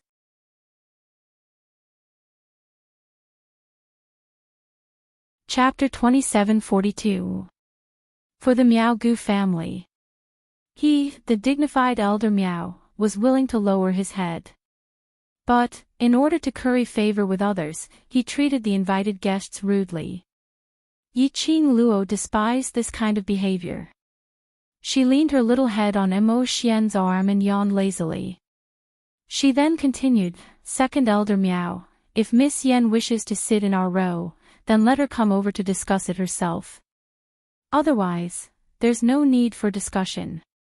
After saying that, she raised her hand and casually swept it. A surge of invisible profound energy instantly dispersed. In the air, a wave of air rolled down like the waves of the sea. Those guards who were standing there in a daze opened up a path. Yi-Ching Luo and the rest returned to their original seats. The delicacies, bowls, and chopsticks on the long table were all neatly returned to their original positions. This scene caused countless people in the surroundings to be dumbfounded. Especially Second Elder Meow, who was the nearest. At the moment when Yi-Ching Luo made her move, her footsteps seemed to be floating as she retreated a few steps back. This power. It was too shocking. This was the infamous Yi Luo of the Northern Wave continent. His power was actually so powerful. Earth Profound 9th grade. Gue Wu, who was sitting by the side, put down his wine cup. He raised his eyes expressionlessly, calmly without any fluctuations, the moment she released her profound chi. Her profound grade was Earth Profound 9th grade, about to step into Sky Profound realm. Earth Profound 9th grade. She. The Overlord's abandoned wife is an Earth Profound 9th grade cultivator? And very likely, possibly, about to step into Sky Profound realm. This sentence seemed to have stirred up 1,000 waves. Caused countless people to refute in disbelief. Earth Profound 9th grade. How old was Yi Luo? He looked at most 14 or 15 years old. A 14 or 15-year-old Earth Profound 9th grade cultivator? And to step into Sky Profound realm. Even the Overlord couldn't do it. Was Master Gue Wu speaking up for Yi Luo? Does Ah Wu look like someone who would joke? Zhou Mo hooked his arm around Gue Wu's shoulder as a bewitching smile appeared on his face. Using his profound energy, he said, "My family's Ah Wu is someone you guys call the Grand Master of the Golden Prophecy. Do you guys not believe his words?" The astonishment in everyone's eyes deepened. They indeed couldn't believe it, and were even more unwilling to believe it. However, young Master Mo was right. Master Gue Wu wasn't someone who would joke around. Master Gue Wu's golden prophecy had never been off the mark. How could the Ghost Martial Grandmaster casually talk about Yi Luo's profound rank? Furthermore, earlier when Yi Qing Luo casually waved her sleeves. It was the method that took away dozens of Miao tribe guards. No matter how one looked at it, it was absolutely not something that an ordinary profound practitioner could accomplish. Those people who were discussing about Yi Qing Luo being an abandoned woman, etc. At this moment, all of them shut their mouths. The entire square was deathly silent. Yi Qing Luo expressed that in this era where the strong were revered, there was nothing more effective than showing off one's strength and using violence to curb violence. Coupled with Gue Wu's testimony, those people, no matter how much they hated her, had no choice but to obediently tuck their tails between their legs.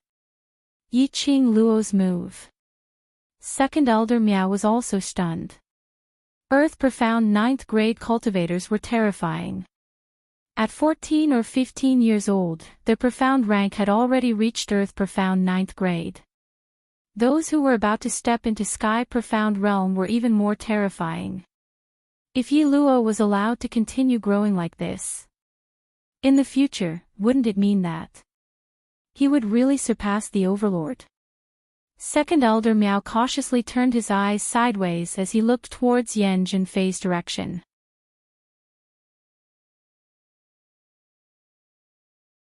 Chapter 2743. At this moment, a coquettish laughter came from the side. Second Elder Miao's position in the Miao tribe is just a so-so. Even a little junior can order you around.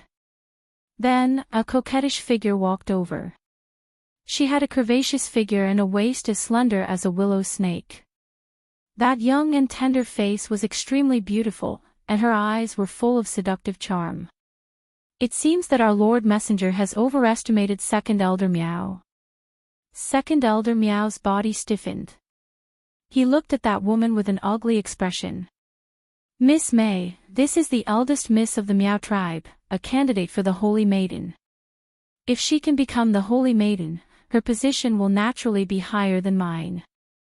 May raised her eyebrows and smiled so seductively that everyone's eyes were glued to her.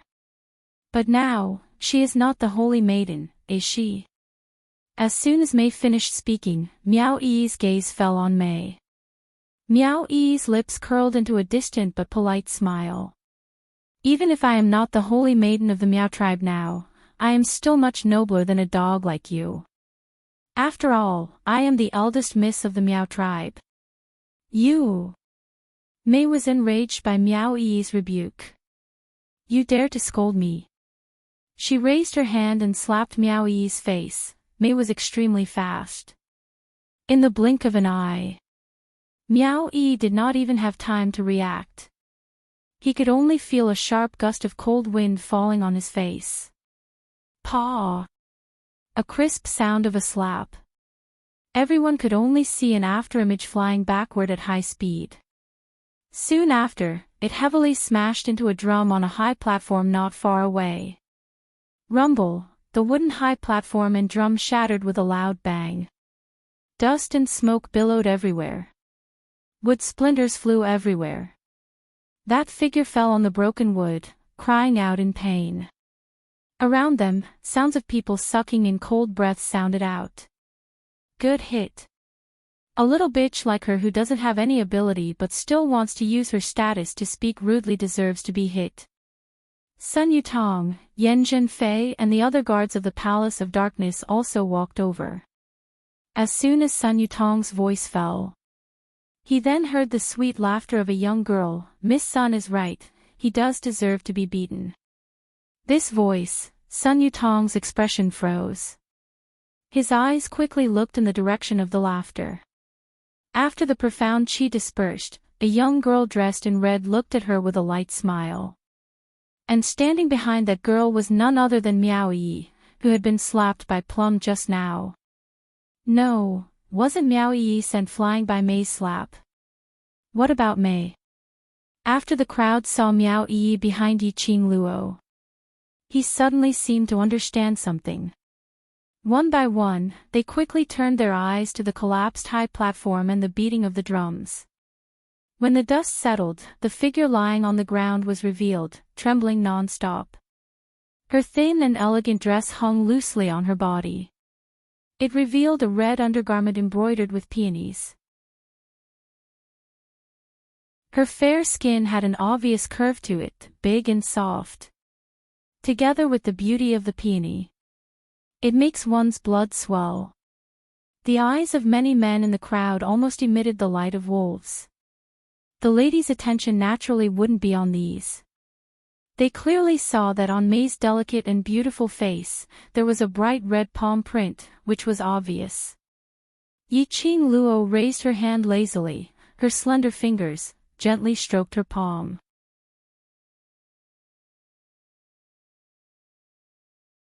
Chapter 2744. You! How could you? Sun Yutong was startled. Thinking back to what she had just said, her face turned deathly pale. She hurriedly looked in Mei's direction and eagerly tried to explain, Sister Mei, I'm not talking about you. It's her, what's the point of explaining all that to her? Yan Zhenfei tugged on Sun Yutong's arm in exasperation. Being humiliated like this in front of so many people, you've really thrown this envoy's face away. Saying that, she didn't even bother to take a look at Plum as she walked towards Yi Qing Luo directly. Yan Zhenfei's steps were slow. In everyone's eyes, it felt like every step Yan Zhenfei took was like an invisible mountain pressing down on her. It was so heavy that they couldn't breathe. The surrounding guests' reverence towards Yan Zhenfei and the Palace of Gloomy Darkness instantly surged. As expected of the emissary of the Abyss Palace, his aura was so oppressive. However, on Yi Qing Luo's face, there wasn't a single ripple of emotions. Her eyes were calm, and the corners of her mouth curled up into a faint smile. Yan Zhenfei stopped in front of Yi Qing Luo. Under the veil, the pair of eyes seemed as though they were dipped in poison as they stared fiercely at Yi Qing Luo. Miss Yi, under my eyes, you dare to hit my people, don't tell me. Don't put my Palace of Darkness in your eyes. Yi Qing Luo's brows rose as the ridicule in her eyes deepened. Sure enough, it was as she had guessed. Yan Zhenfei had no real power in Gloomy Palace. She had to have a legitimate reason to make a move. A reason related to the Palace of Darkness. Otherwise, if Yan Zhenfei casually made a move on her, she would definitely die. The Palace of Darkness probably wouldn't stand up for him. Yi Qing Luo tilted her head as she scoffed, secluded palace. She chuckled and murmured those 3 words. Soon after, she raised her charming eyes, her face still hung with her evil smile. That's right. I really don't care about the Palace of Darkness. And I don't care about you, the so-called messenger of the Palace of Darkness. Her voice was soft. Her tone was also very gentle. He did not have any extra emotions. However, the crowd could feel that. It was a feeling of extreme disdain. Yan Zhenfei's eyes instantly turned black. She gritted her teeth and said, Yi Luo, do you still think that you have His Majesty to back you up? Let me tell you, in less than half a month, the secluded Darkness Palace will become the #1 palace in the Nirvana realm. When Di Zun was mentioned, Yan Zhenfei's eyes flashed. Her vision went past Yiqing Luo and fell onto the tall and handsome man behind Yiqing Luo, who looked like a deity. The man was wearing a mask that covered half of his face. But in terms of his aura, he was definitely not an ordinary person. Even though the man was just standing there, he exuded an aura of a monarch descending from the heavens. Compared to the people he met in the Abyss Palace, he was much stronger. This person looked even more mesmerizing. Such an outstanding man. How could I become the subject of that slut Yi Luo? Yan Zhenfei suppressed the jealousy in her eyes and continued maliciously, Oh, right. I forgot that you still have the Castle Master of Death God Castle as your backing. Yan Zhenfei deliberately raised her voice. So much so that the guests who were standing nearer to them all heard what Yan Zhenfei said. Immediately, it exploded into an uproar. Death God Castle Master. Zhu Wuxian.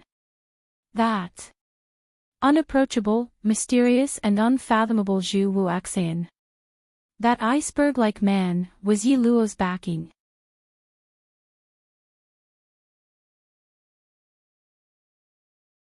Chapter 2745.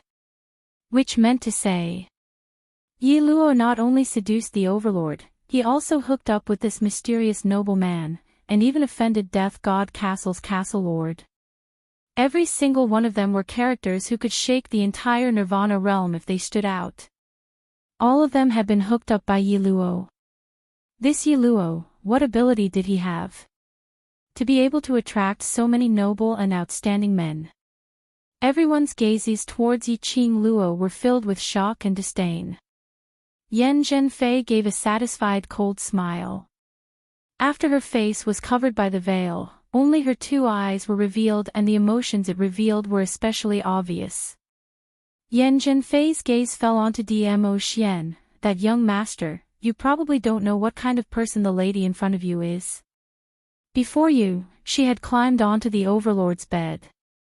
Moreover, to be able to make Death God Castle's Castle Lord personally say, she's mine. Now, she's so intimate with you. She paused as her beautiful eyes curved and her voice revealed a trace of bewitchment. She got close to you, just to cling on to your power. Don't be used by her. Yan Zhenfei's words made the surrounding guests even more heated discussions. Especially those ladies who were jealous of Yi Luo for having 3 outstanding men. The words that came out of their mouths were simply unbearable to listen to. All of them were fanning the flames. Just to infuriate the new sugar daddy that Yi Luo had hooked up with. Then to see Yi Luo being abandoned by the sugar daddy in front of everyone. But the crowd's discussions and Yan Zhenfei's intentional bewitchment words didn't make the main character in their mouths change her expression at all. Yiqing Luo squinted her eyes as her smile was very shallow, not reaching her eyes. Following that, her pink lips moved slightly as she spat out a few words, Yan, Zhen. Before she could finish her words. Yan Zhenfei's complacent smile instantly dissipated as her expression turned sinister. Shut up. You shut up for this envoy. The clamorous discussion stopped abruptly. No one understood why the envoy from Gloomy Palace suddenly flew into a rage. Yan Zhenfei's chest was heaving up and down, apparently she was extremely angry. Yiqing Luo gave a melodious chuckle. Miss Yen, secluded Darkness Palace has been manipulating public opinion recently, creating numerous rumors about me, splashing dirty water on me. Now, he even did not hesitate to smear my name at the Miao tribe's Saintess selection ceremony. I'm kind-hearted and don't intend to bicker with you. However, my character is that I can't tolerate anyone bullying the people I care about. There was a hint of laughter in her voice. His tone was also light and indifferent, without the slightest fluctuation. This is my fiancé. Miss Yen is smearing my feelings for my fiancé. This really makes me very curious about Miss Yen's goal. Yiqing Luo paused for a moment, as the corners of her eyes rose into a narrow arc. Could it be that Miss Yen has taken a fancy to my fiancé, and is trying to sow discord between me and my fiancé, so as to take the opportunity to rise up? Yen Zhenfei's hands under her sleeves clenched into fists. The surrounding guests were once again in an uproar because of Yiqing Luo's words. What did Yi Luo mean? Her dark deeds were intentionally led by secluded Darkness Palace. A person's heart was easily swayed by different opinions. At this moment, Yi Luo's words made them start to guess if Yi Luo's words were true or not. Sun Yutong saw the situation going out of control once again, as she anxiously looked towards Yen Zhenfei.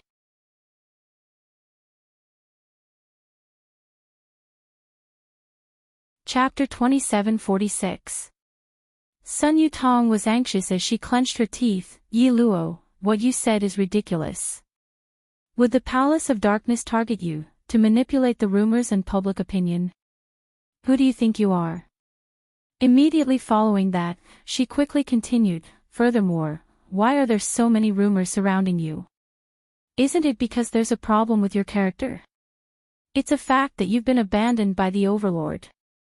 It's also a fact that you've brought your so-called fiancé here to show off. You've just been abandoned by the Overlord for a short period of time and you've already found your next family, even calling him fiancé. If this isn't fickle, then what is? Sun Yutong's words made the surrounding guests nod their heads in agreement. Yiqing Luo's lips curled into a faint cold arc, as though she was smiling but it didn't reach her eyes. Her brows were filled with a deathly stillness. That's right, I'm also very curious. Why would the Palace of Darkness, which sounds like it's going to boast to the heavens, purposely target a weak lady like me, using such a despicable method?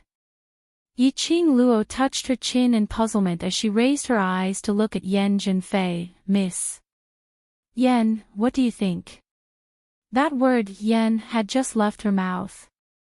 Yen Zhenfei's body suddenly stiffened. After Yiqing Luo's words ended, Yen Zhenfei's face under the veil was covered in a haze. Damn slut. Yi Luo thought that she had caught hold of her weakness, so she could throw her weight around in front of her, and even tried to use this secret to threaten her. Ha! She would absolutely not give Yi Luo a chance to reveal the secret. The intense murderous intent disappeared in a flash. Yen Zhenfei's brows had already regained her arrogance. Before today, I don't even know you. The Palace of Darkness will absolutely not do such a disgraceful thing. Yiqing Luo burst out laughing when she heard that. Then, Miss Yen, can you be sure that the people around you won't make use of the Palace of Darkness to manipulate the public opinion?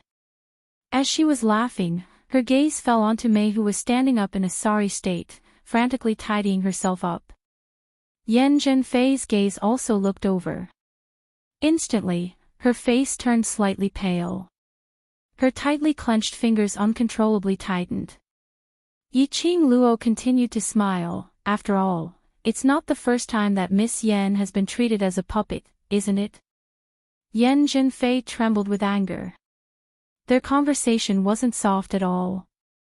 The surrounding guests saw that Yen Zhenfei didn't refute Yiqing Luo's guess. All of them couldn't help but look at Mei. They were not fools. Even if it was easy to waver, it wasn't without reason. After all, Yiqing Luo had been abandoned by the overlord. The news spread like wildfire in the northern Waves continent for almost a month. If it wasn't for someone deliberately guiding him from the back, this matter would definitely not be a hot topic until now. Today, Yan Zhenfei's tacit agreement had verified Yiqing Luo's words. The rumors and public opinion were related to the Palace of Gloomy Darkness. Yiqing Luo continued to smile. As for whether there's any problem with my character, this isn't something for Miss Yan and Miss Sun to worry about. Sun Yutong's face paled a few shades at this moment. After meeting Yiqing Luo's gaze, instinctively, she hid behind Yan Zhenfei. Yan Zhenfei clenched her fists tightly as her face under the veil turned green and red. Yi Luo, you're really great.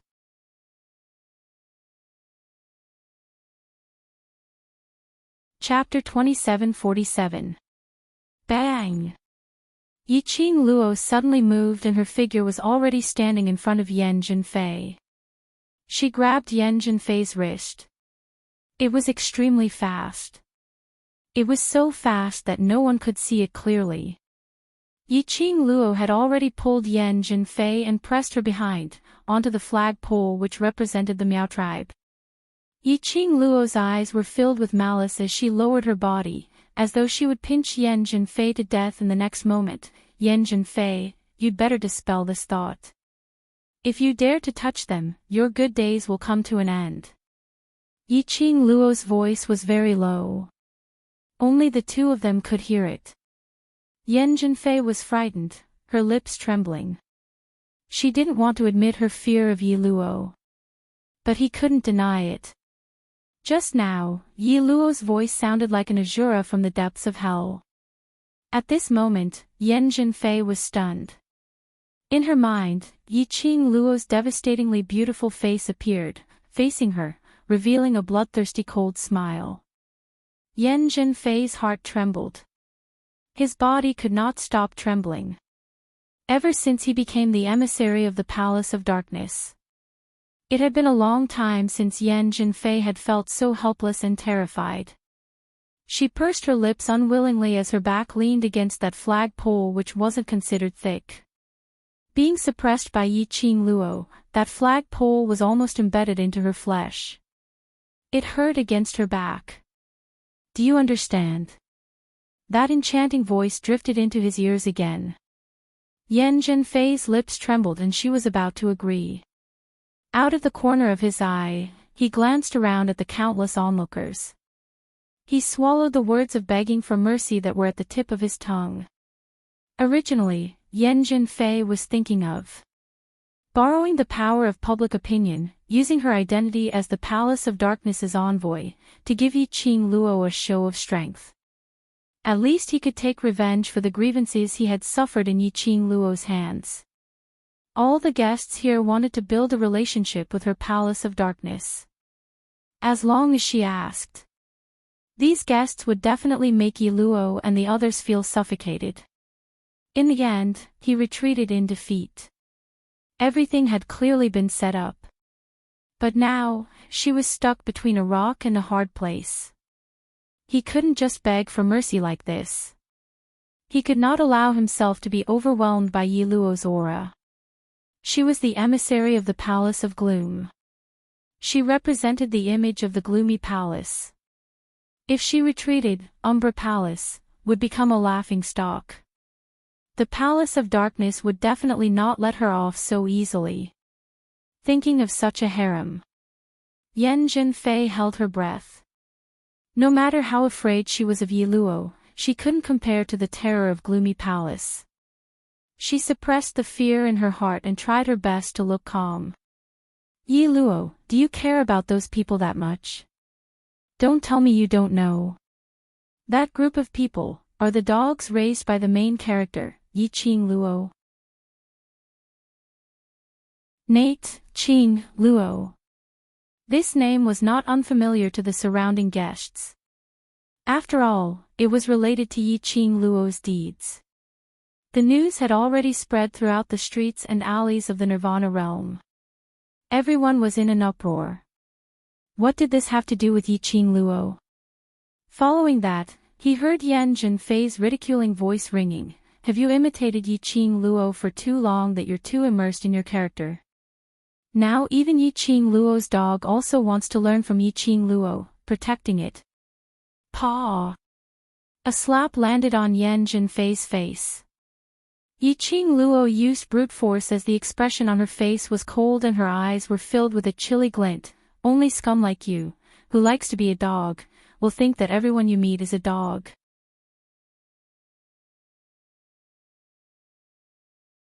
Chapter 27:48. The people she cared about were her reverse scale. She couldn't tolerate anyone saying a bad word about her. Especially.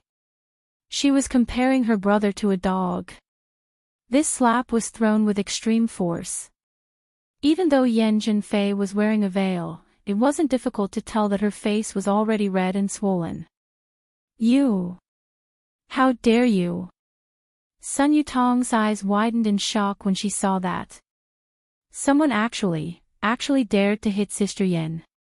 Sister Yan was the envoy of Abyss Palace. That Yi Luo, wasn't he afraid of Abyss Palace's revenge? How dare I? Yi Qing Luo's brows rose as she looked at her with an evil smile. This is called being presumptuous. You haven't seen anything more presumptuous. Sun Yutong was frightened by her gaze as she retreated a few steps.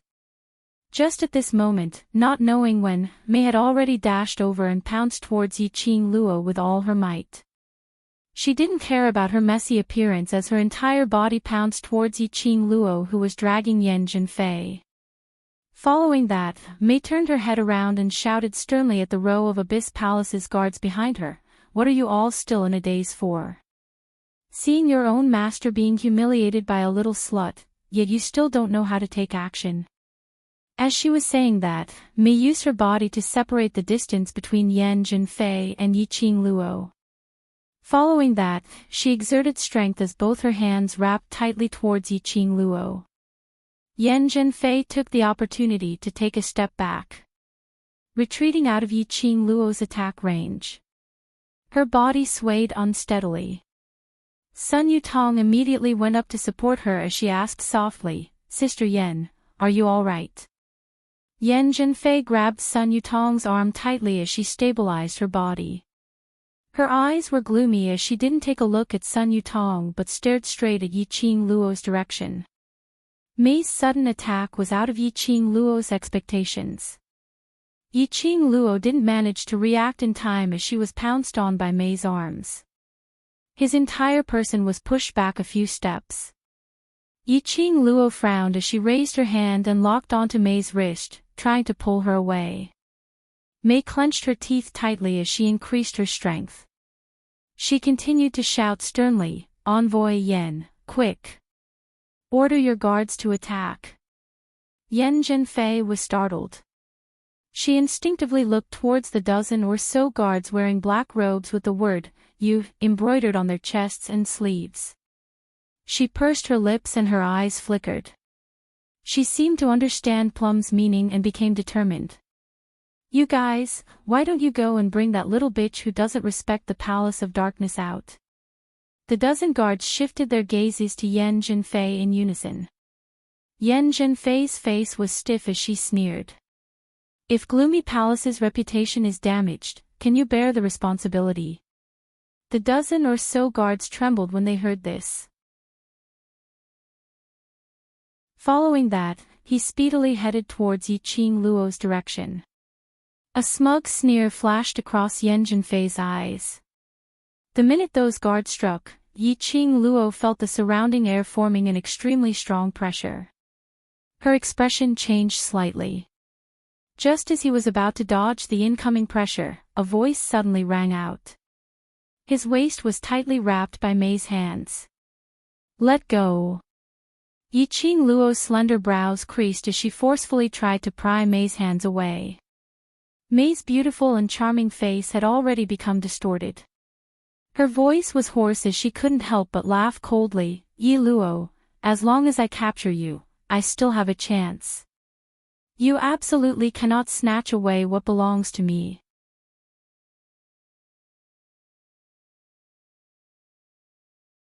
Chapter 2749. The matter of Mei making use of Yan Zhenfei was pointed out clearly by Yiqing Luo, and also successfully sowed discord between her and Yan Zhenfei. If Mei still wanted to have a place in front of Yan Zhenfei, this was indeed Mei's only chance.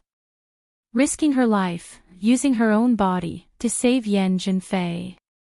And using this, to let Yan Zhenfei issue an order to the Palace of Darkness's guards, to establish her own position. As long as the Palace of Darkness's guards made a move, earlier Yan Zhenfei's wretched state would be covered up.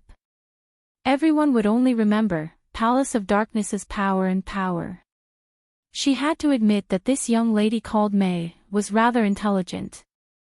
Yiqing Luo's eyes dimmed as her gaze landed on Mei's open collar, revealing that round bosom.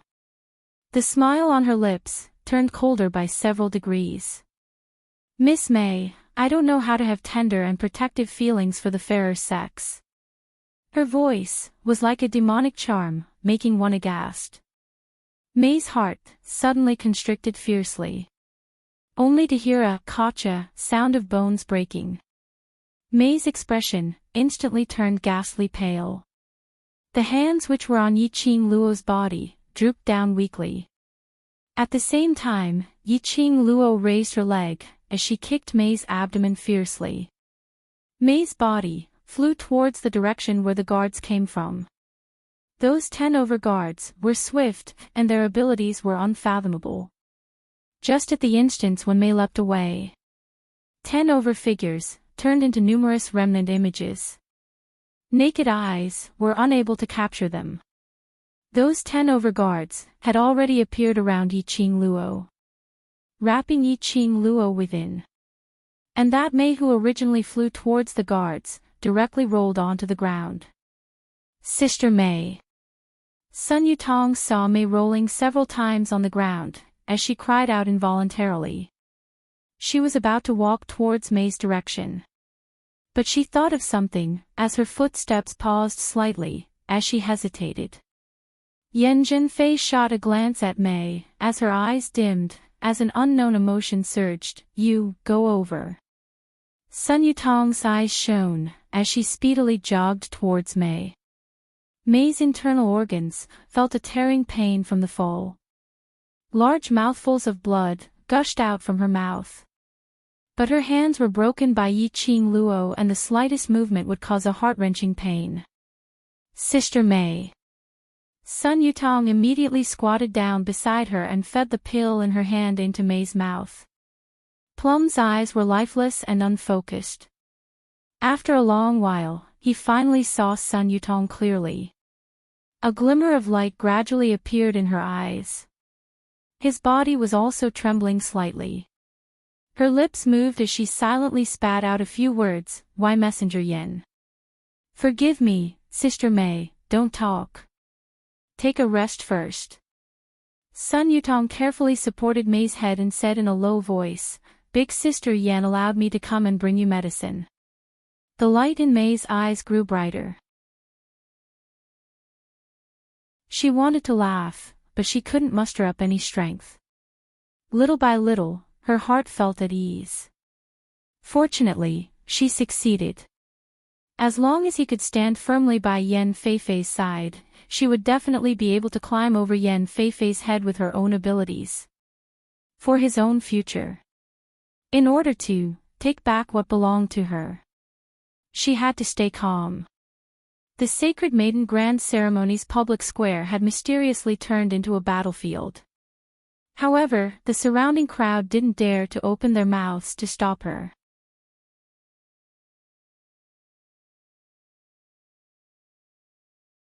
Chapter 2750.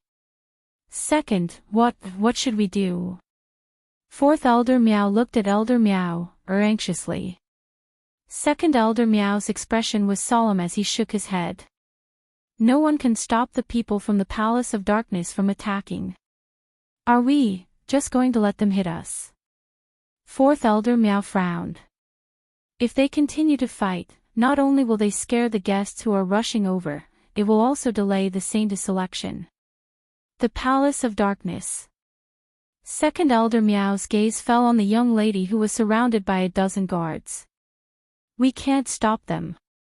Now, why not take the opportunity to see how powerful the Palace of Darkness is? Anne. He paused, his gaze deepening. That young lady who has already entered the 9th level of the Earth-Profound Realm at such a young age, how much potential does she have? Fourth Elder Meow paused, carefully considering Second Elder Meow's words. Suddenly, Fourth Elder Meow felt a weight on his shoulder. A huge palm pressed down heavily. Then he heard a hurried voice from behind him. What do you mean, see the power of the Palace of Darkness? See Luo's potential. She was invited to participate in the Saintess selection of the Meow tribe. Now that she is in danger, as the host, this is your attitude. The man's voice was very loud. In this silent and solemn atmosphere, it was extremely clear. Everyone turned their gazes toward Zhang Xian. Even Yan Zhenfei's gaze shifted over. Young Lord Gu. Second Elder Meow saw the person's face and called out in a low voice. Then he said, Young Lord Gu, it's better if you don't interfere in this matter. This person was Gu Jingyu. His handsome face was filled with anger at this moment. He pressed one hand on Fourth Elder Meow's body and the other on Second Elder Meow's body. If I don't interfere, then, are the two elders not going to interfere? Letting our guests be treated like this in our own territory, is this how the Meow tribe treats their guests? Gu Jingyu's voice was filled with anger. You've broadened my horizons. Second Elder Meow's face was ashen. Most of the guests around them had noticed the commotion on their side. Second Elder Meow's face darkened. If they interfered, they would definitely offend the Palace of Darkness. The current Meow tribe was definitely no match for the Palace of Darkness. If he didn't intervene, that also confirmed Gu Jingyu's words. The guests who were invited couldn't even guarantee the safety of the guests in their own territory. The reputation of the Meow tribe would definitely be ruined. Moreover, seeing how much Gu Jingyu cared about Yi Luo. Something happened to Yi Luo in the Meow tribe. Gu Jingyu would never let the Meow people off. It was a dilemma. The few elders of the Meow tribe present were all unable to open their mouths to reply. Just then, Yan Zhenfei's arrogant and contemptuous voice rang out unhurriedly. What is the relationship between young sect Master Gu and Miss Yi? Why are you so concerned about Miss Ye's matter? Gu Jingyu's sullen expression immediately froze. Yan Zhenfei caught this and her smile grew. She deliberately glanced at the tall and slender figure standing beside Yan Xiaoyi and the rest. He smiled meaningfully. Young Lord Gu, look, Lady Ye's fiancé didn't say anything, but, why are you so agitated?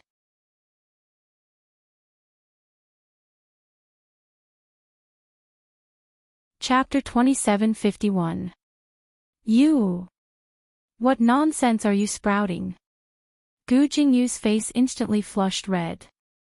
His hands instinctively retracted back from the two Meow clan elders. Envoy Yan, I am merely standing on the standpoint of a friend to discuss this matter. But you said it in such a vile manner. What intentions do you have? Gu Jingyu was after all the young sect master of Gu Feng sect. His brain worked extremely fast. The expression on his face gradually revealed a warning and cold expression. Invisibly, a thick aura surged from his surroundings. Will his long robe, the wind billows, flapping noisily. This powerful aura made Yan Zhenfei's expression change slightly. All the guards had already surrounded Yi Qing Luo's surroundings. There was no one else protecting her. If Gu Jingyu really made a move on her. Yan Zhenfei pursed her lips tightly and laughed loudly. Whether it's a friend or some other unspeakable relationship, young sect master Gu knows clearly in his heart. But this envoy will give young sect master Gu a piece of advice. Miss Ye's ability to seduce men is not small. The men beside her are not just you. Saying that, she flicked her sleeves and turned towards the direction of Sun Yutong and Mei, who was undergoing treatment, as she walked over. Yen Jinfei's sentence. It indeed gave one a lot of room for imagination. Furthermore, no matter how Gu Jingyu explained, it would inevitably make others suspicious of his relationship with Yi Luo. Unless, Gu Jingyu no longer spoke up for Yi Luo. Or even worse, become enemies with Yi Luo. Then there was a possibility to change everyone's thoughts. After all, a man and a woman, how could they be friends? On the other side, Yiqing Luo was surrounded by those 10 over-secluded palace's guards, trapping her within. Those guards' profound qi was chilly, like an icy cold venomous snake, winding around Yiqing Luo bit by bit. This feeling made Yiqing Luo's slender brows crease tightly. She knew that this group of secluded palace's guards were not ordinary guards. But, at this moment, they had yet to make a move against them. Yiqing Luo had already deeply felt the strangeness of these people. If it was an ordinary person, how could they possibly emit such chilly profound qi? Simply like a dead person, emitting that extremely rotten, dense aura of death. Yiqing Luo was frightened by this thought of hers. She focused her gaze and carefully sized up the guards around her. However, he did not find anything strange. The guards of the Abyss Palace exchanged glances with one another. Without any hesitation, they made their move. More than 10 figures moved almost at the same time. Everyone could only see countless afterimages flitting through the air. As for the red figure that was surrounded, it was instantly engulfed. There was no longer any sign of life. The surrounding guests all gasped in astonishment. They had just witnessed Yi Luo's strength. Moreover, Master Gue Wu had personally admitted that he was a 9th-grade Earth Profound Realm Profound practitioner. But, under the siege of the dozen or so guards of the Palace of Darkness, he couldn't even hold on for a breath of time. One could see how powerful the Palace of Gloomy Darkness was. What a pity for that genius girl. At the instance when Yiqing Luo's red figure completely disappeared from everyone's eyes, Gu Jingyu's body suddenly tensed up. His eyes widened as he looked in disbelief at the rolling sand and dust, the ripple-like profound energy, and that swaying in the air, totally unable to see the figure's afterimage. His heart seemed to be suppressed by something. So much that he was unable to breathe. Miss Yi. That bright and beautiful, flamboyant and reckless young lady.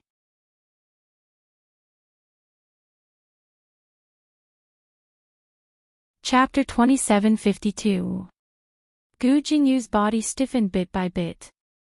Bit by bit, from a slight tremble, it gradually became bigger and bigger. His heart was empty. His suppressed emotions made his nose feel a little sour.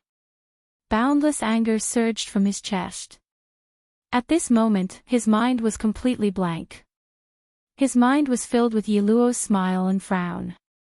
Obviously, they had only met a few times. Why did he have such deep feelings for her? So deep that even he himself couldn't believe it.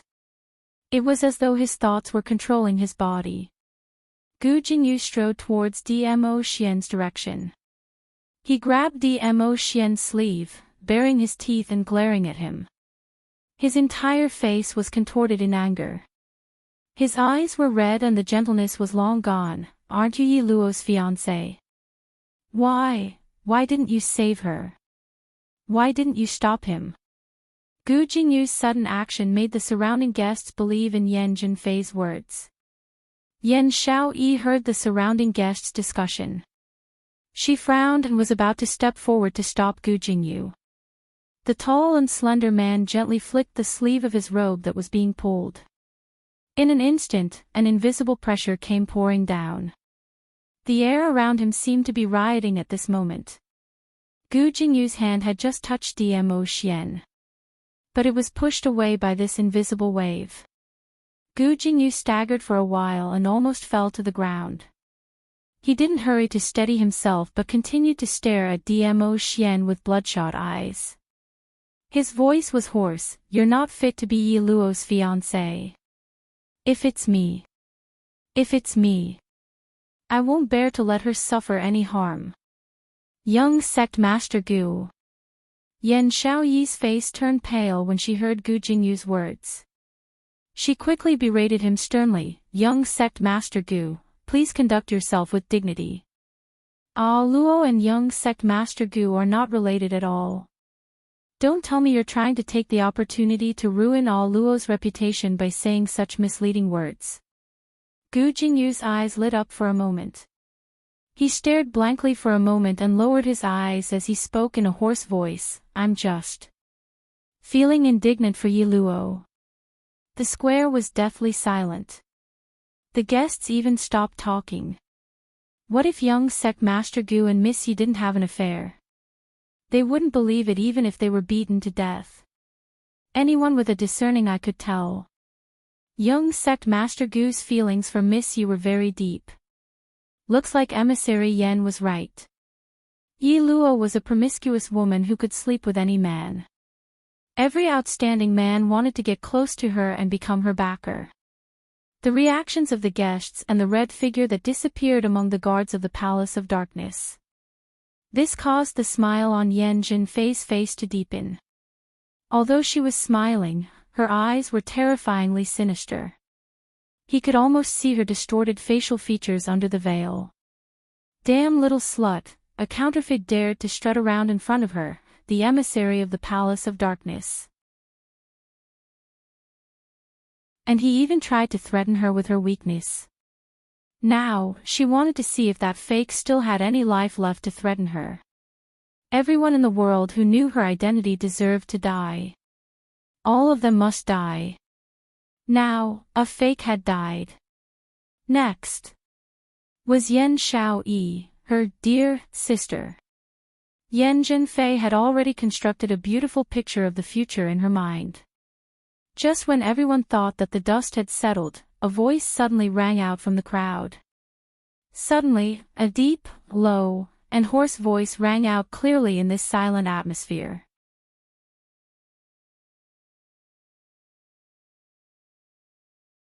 Chapter 2753. Almost instinctively, the crowd looked in the direction of the voice respectfully. The man wearing half a mask, with a pair of black inky eyes, was deep and cold, without a single ripple. Just a gaze. It stunned the entire crowd.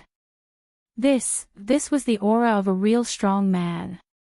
Compared to the pretentious aura of the secluded palace, it made people submit from the bottom of their hearts. This man, who was he?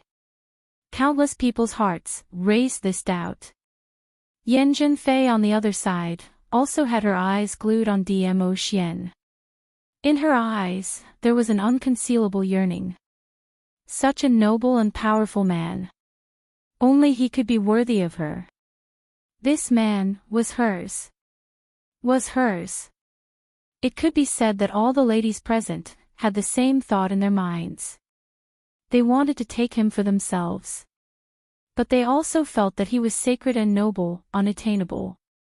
At this moment, the man wearing half a mask opened his mouth again. His voice was bone-chilling. "If Lil Luo can't defeat those people, I will naturally take action." His gaze slowly fell on Gu Jingyu. The icy cold, like December's frost, covered Gu Jingyu's body. Dmo Xian continued, "In this world, no one can hurt Lil Luo, not even myself, can't." His words ended. Both eyes had already returned to the place where they were surrounded by those 10 overguards. Just for a moment. The man's icy cold gaze was like the blooming of spring flowers. The smooth lines of his clean chin, also at this moment, softened. Such a huge contrast made everyone's reverence towards Dmo Xian intensified. And when Gu Jingyu, Yan Jinfei and the rest heard Dmo Xian's first sentence, their expressions were different. Gu Jingyu was stunned at first. His face, which was filled with anger, gradually calmed down. He stared blankly at the direction Dmo Xian was looking at. This man's meaning was. He didn't make a move. Because Yi Luo was fine. Yi Luo. Fine. Yan Zhenfei's face also darkened. After realizing Dmo Xian's words, she suddenly reacted to something. She immediately shouted sternly, "Come back. You bunch of trash. Come and protect this messenger." He he he. A light and melodious laughter rang in Yan Zhenfei's ears. It was a smile that seemed to have come from hell. Yan Zhenfei's body froze. It's too late. That laughter was softly spitting out words. The next moment, Yan Zhenfei felt a cold and soft finger around her neck. His nails were as sharp as blades. It was as if it could easily cut through her skin. That is, it was the girl in red who had been surrounded and attacked by more than 10 guards of the Palace of Darkness and had been engulfed. When did she rush in front of Emissary Yen? What incredible speed! To be able to escape from such a tight encirclement and even subdue the emissary of the Palace of Darkness, the crowd had once again refreshed their view of Yi Luo's ability. When did you? Yan Zhenfei's throat was clutched and it was difficult for her to speak. Yi Luo laughed beside her ear, just now. There was a faint smile on her face. It was not the smug smile he had after escaping the encirclement of the guards. Nor was it the vengeful smile he had when he choked Yan Zhenfei.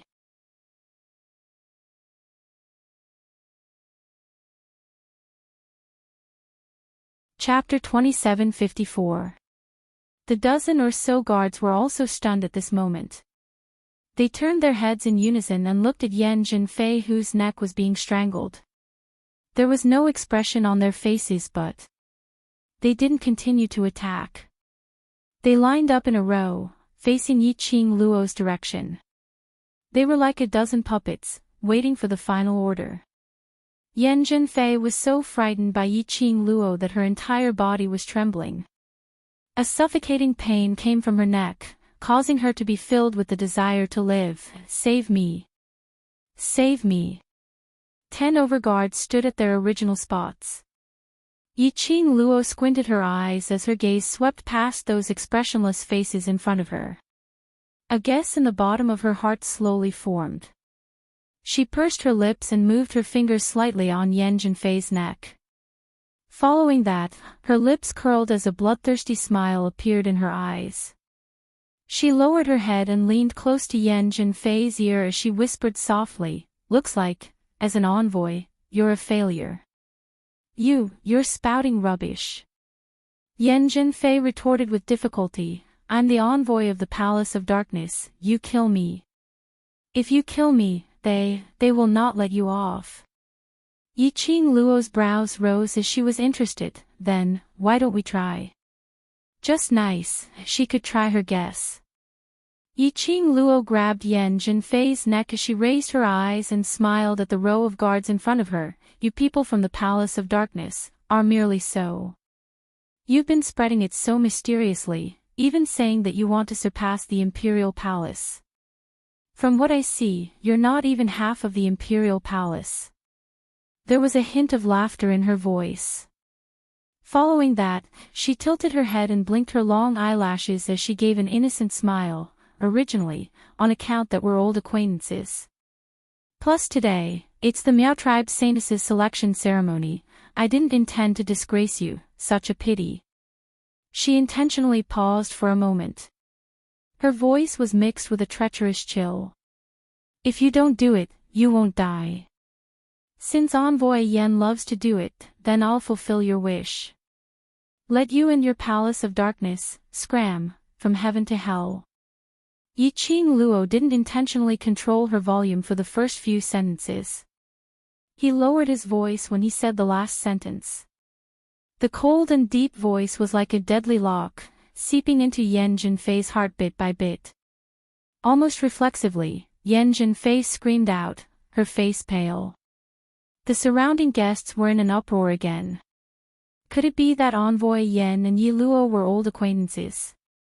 An old acquaintance. Emissary Yen was from the upper realm.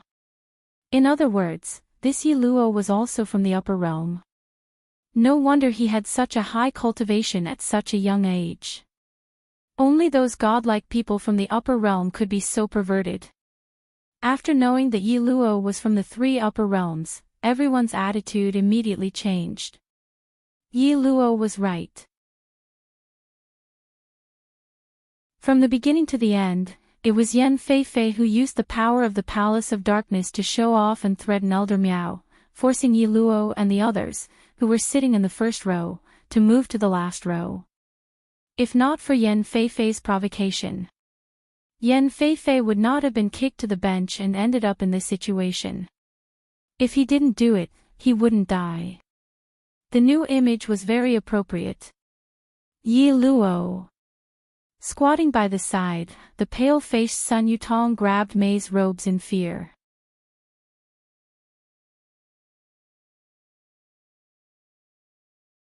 Chapter 2755. Alright, it's not impossible to let her go. Yi Qing Luo replied straightforwardly as her brows were filled with smiles. She raised her brows and the long arc at the corner of her eyes made her look rather evil. Sun Yutong was stunned as she didn't expect Yi Qing Luo to be so easygoing. What do you want to do? Yi Qing Luo only smiled as she lowered her eyes to look at Yen Jinfei, who was wearing a veil, but it was unable to conceal her pale face as she asked with a smile, "Does Messenger Yen want to live?" Yes. She naturally wanted to live. Who didn't want to live? She had put in so much effort in order to live on. Even to the extent of betraying her everything. How could she possibly not want to live? But, Yen Jinfei was very clear. Yi Qing Luo would not let her live. At least, she wouldn't let her live easily. No matter how anxious she was. Yen Jinfei finally opened her eyes wide as she tried her best to look at her calmly. Your motive? Yi Qing Luo raised her brows as she looked at the direction of those guards. Order them to leave the Miao tribe. Yen Jinfei's eyes flashed as her body shuddered slightly. She bit her lips tightly. No. Oh. Yi Qing Luo narrowed her eyes as she smiled. As she smiled, her slender fingers tightened. Yi Qing Luo was smiling. Her smile was gentle and her eyes were calm. Totally not like someone who was using her hands to kill someone. But, from Yen Jinfei's struggling strength and that voice which could no longer speak. It had all been verified. Yi Qing Luo really wanted to kill Yen Jinfei. No. No. Sun Yutong instantly panicked. The Misty Palace's messenger was her only reliance now. If Yen Jinfei died, who would bear the Misty Palace's anger? Yi Luo. No. Yi Luo was not only the person beside her, he was respected and powerful. Yi Luo herself was so powerful that no one could fathom her strength. Misty Palace would definitely take it out on the Sun family. No. Yi Qing Luo actually loosened the strength of her fingers. After that, she smiled as she looked at Yen Jinfei, who had just escaped death, panting miserably. She smiled, but it didn't reach her eyes. What does Messenger Yen think? She asked with a light smile. Yen Jinfei finally escaped the suffocating pain. Hearing Yi Qing Luo's words, Yen Jinfei's body suddenly trembled. He wanted to speak, but he was afraid of the pain he had just experienced. But Yi Qing Luo didn't give Yen Jinfei any time to hesitate. Yi Qing Luo's eyes curved. Why? Are you still unwilling to withdraw your guards? She clicked her tongue and glanced at the guards who were standing as straight as a ramrod. Soon after, she shook her head and said, You are really a good-for-nothing envoy. Even your own subordinates are unwilling to save you. So, even if you leave these guards in the Miao tribe, what's the point? Yi Qing Luo's voice wasn't soft. The guests also pricked up their ears, wishing they could hear the gossip clearly. After hearing Yi Qing Luo's words, the guests were in an uproar. Speaking of which, this emissary from the Palace of Darkness seems a little strange.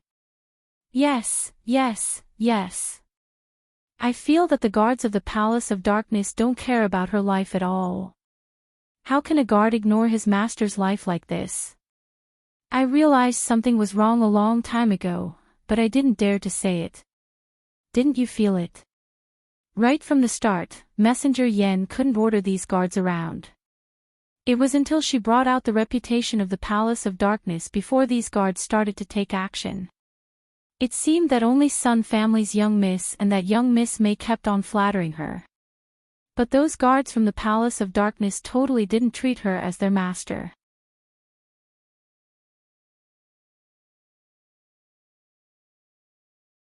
Chapter 2756. Listening to the guests' discussions. Yi Qing Luo squinted her eyes in satisfaction. She had this idea in her mind. Didn't Yan Zhenfei like to bully others? Didn't she like to use her status as the Gloomy Palace's emissary to enjoy everyone's flattery? Didn't she like to be the center of attention, to be under one but above all? Then, she would shatter Yan Zhenfei's beautiful dream. To let Yan Zhenfei fall from the high and mighty emissary of the upper realm. To become the scum of everyone's ridicule. Now, Yi Qing Luo could totally verify her guess. These Gloomy Palace's guards totally didn't listen to Yan Zhenfei's arrangements. It could also be said that Yan Zhenfei's status in Gloomy Palace, although her name sounded better than these guards, but her actual power wasn't comparable to these guards. This made Yi Qing Luo couldn't help but think deeper.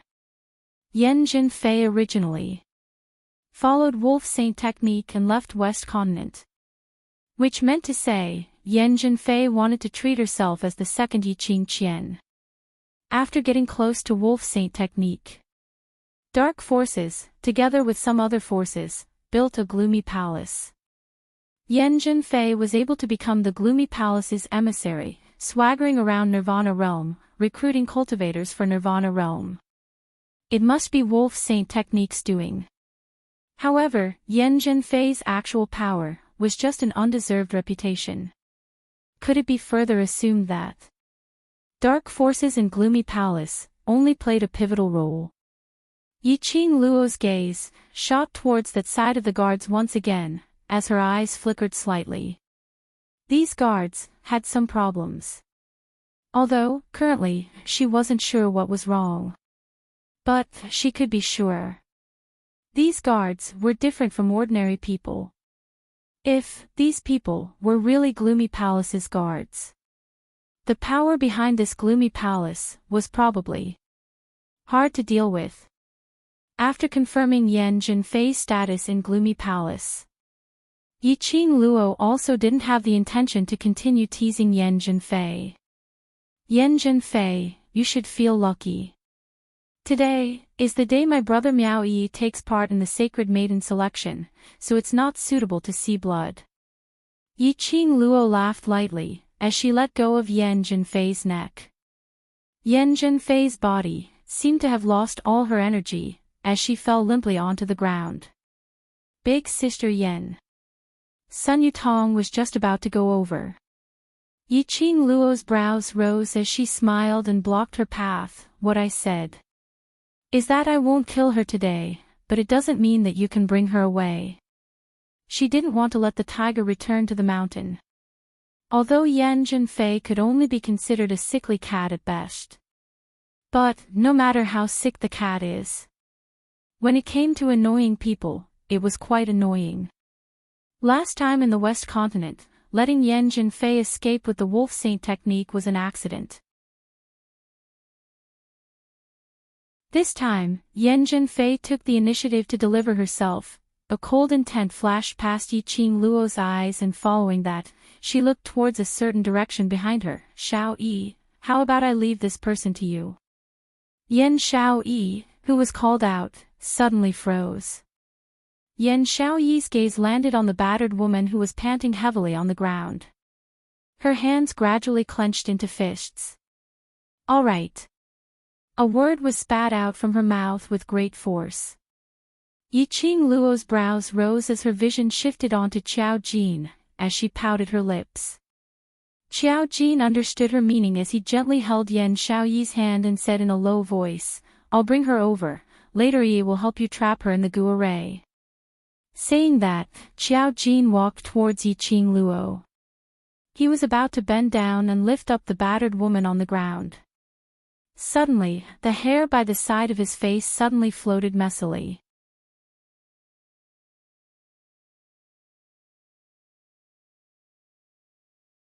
Chapter 27:57. At the same time, a gust of raging wind suddenly rose, sweeping across the place where Qiao Jin was standing earlier. Boom, boom, boom. The deafening sound of the explosion reverberated through the air. A huge pit was formed on the ground. Dust billowed as it filled the surroundings. The ground also gave off a short period of tremors. If Qiao Jin hadn't avoided it earlier, Qiao Jin would definitely be buried in that huge pit by now. The horizon seemed to have been covered with a thick layer of ink in a split second. It was a patch of darkness, making one feel suffocated. The surrounding guests were stunned by the sudden change in the surroundings. What's going on? What's going on? Why did the weather suddenly change? Numerous terrified discussions resounded in the public square. The guests' hearts had an indescribable feeling of uneasiness, as it kept on surging. Yiqing Luo's slender brows creased slightly as she raised her eyes to look at the dark sky, as her pink lips pursed slightly. She looked at Qiao Jin and asked in a low voice, "Are you hurt?" "No." Qiao Jin shook his head, as his expression was grave. "They don't come with good intentions, be careful." Yiqing Luo narrowed her eyes. She naturally felt the oppressive feeling from this surge of energy. Indeed, they didn't come with good intentions. Moreover, they were obviously here for her. She sunk her eyes and between her eyes, there was an obscure glint. Yan Jinfei has been brought away. Qiao Jin's gaze swept towards the place where Yan Jinfei laid earlier. The dust dispersed. Indeed, Yan Jinfei's figure was nowhere to be seen. Even Sun Yutong and Mei, who were not too far away, had also disappeared. "The people from secluded palace are here." Qiao Jin immediately reacted. Following that, he instinctively turned around and speedily returned to Yan Xiaoyi's side, as he hugged her shoulders tightly, in a protective posture. Secluded palace. Yan Xiaoyi's brows creased tightly as she raised her head and looked at the sky full of thick ink. She's really willing to be in cahoots with the devil for power now. "Do you still mind?" Qiao Jin asked in a low voice. "Mind?" Yan Xiaoyi's eyes had a moment of chaos. After some time, her lips twitched as she gave a low laugh. "Don't mind, I've never asked for family, so why would I mind? Only, I find it rather amusing." The Yan family had bet all their treasures on Yan Jinfei. He was even willing to stand on the side of the dark forces for Yan Jinfei, abandoning the place he grew up in to help the dark forces invade the western continent. Now, Yan Jinfei didn't just abandon the Yan family. He even sold his soul. If the Yan family knew that the Yan family would end up like this, would he still value Yan Jinfei without any hesitation back then? She chuckled. As she smiled, the expression on her face returned to her usual calmness. All of this had nothing to do with her. The current her only needed Qiao Jin, Yiqing Luo and the other brothers, and that was enough. Just as the two of them were talking, suddenly, the row of guards from the Palace of Darkness started to move in unison. They quickly stood up straight and straightened their backs. Then, they cupped their fists and respectfully knelt down in a certain direction in the sky. "Welcome, Second Palace Master." The guards' voices were loud and clear. The guests were shocked. They dug their ears and looked at the guards kneeling on the ground in disbelief. What did they say? Second Palace Master. The second Palace Master of the Palace of Darkness. This bunch of guards who disregarded the orders of Yen Jinfei, the Palace of Darkness envoy, were kneeling down to welcome the second Palace Master.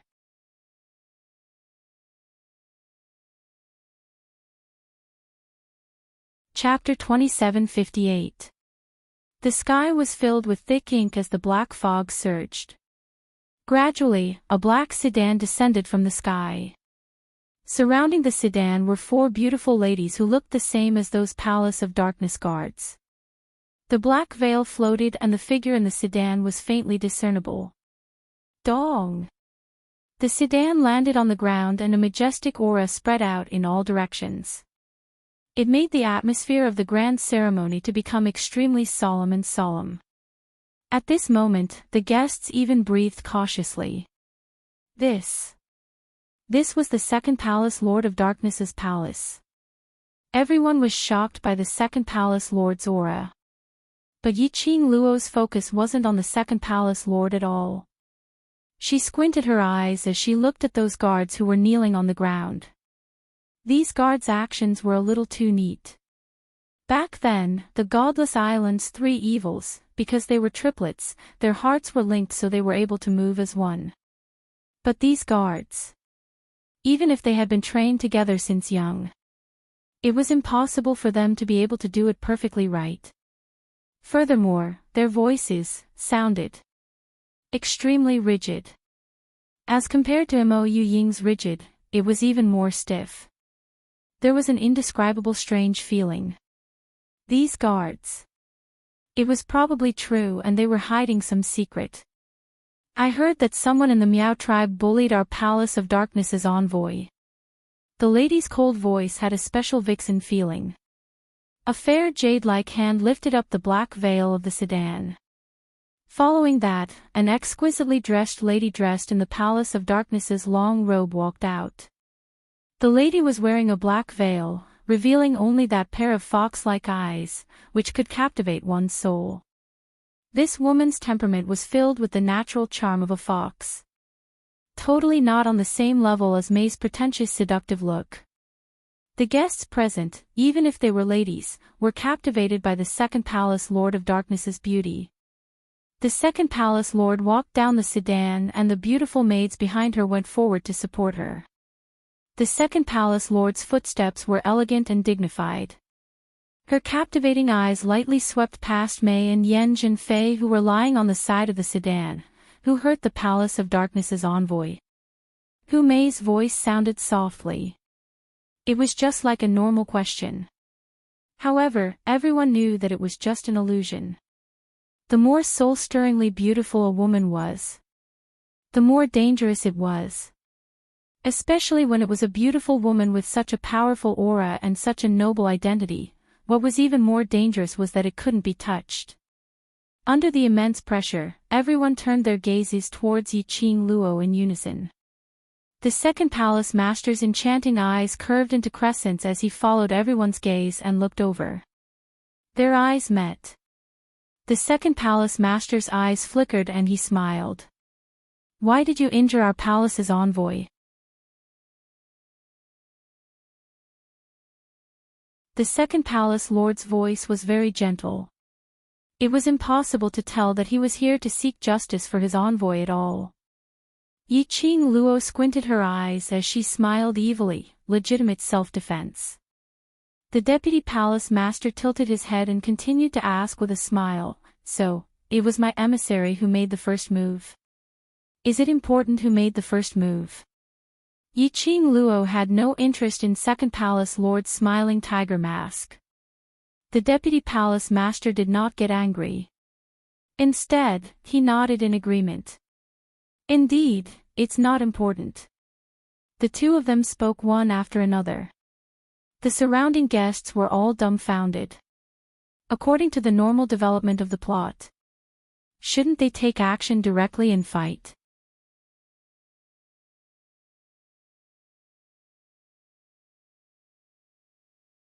Chapter 2759. None of the guests had noticed the undercurrent between Yiqing Luo and Second Palace Lord. But that didn't mean that Dmo Xian and the rest couldn't sense it. Zhou Mo poked his own arm as he trembled while looking at Gui Wu. Do all women get along like this? Her face was smiling and her tone was gentle. But every word and sentence was filled with undercurrent. On the other side, Yiqing Luo's smile was tainted with a trace of treachery.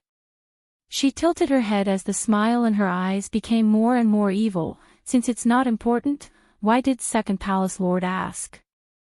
Second Palace Lord seemed to be tired of the confrontation with Yiqing Luo as she lowered her eyes and continued laughing. Young lady, the important thing is, you hurt my envoy.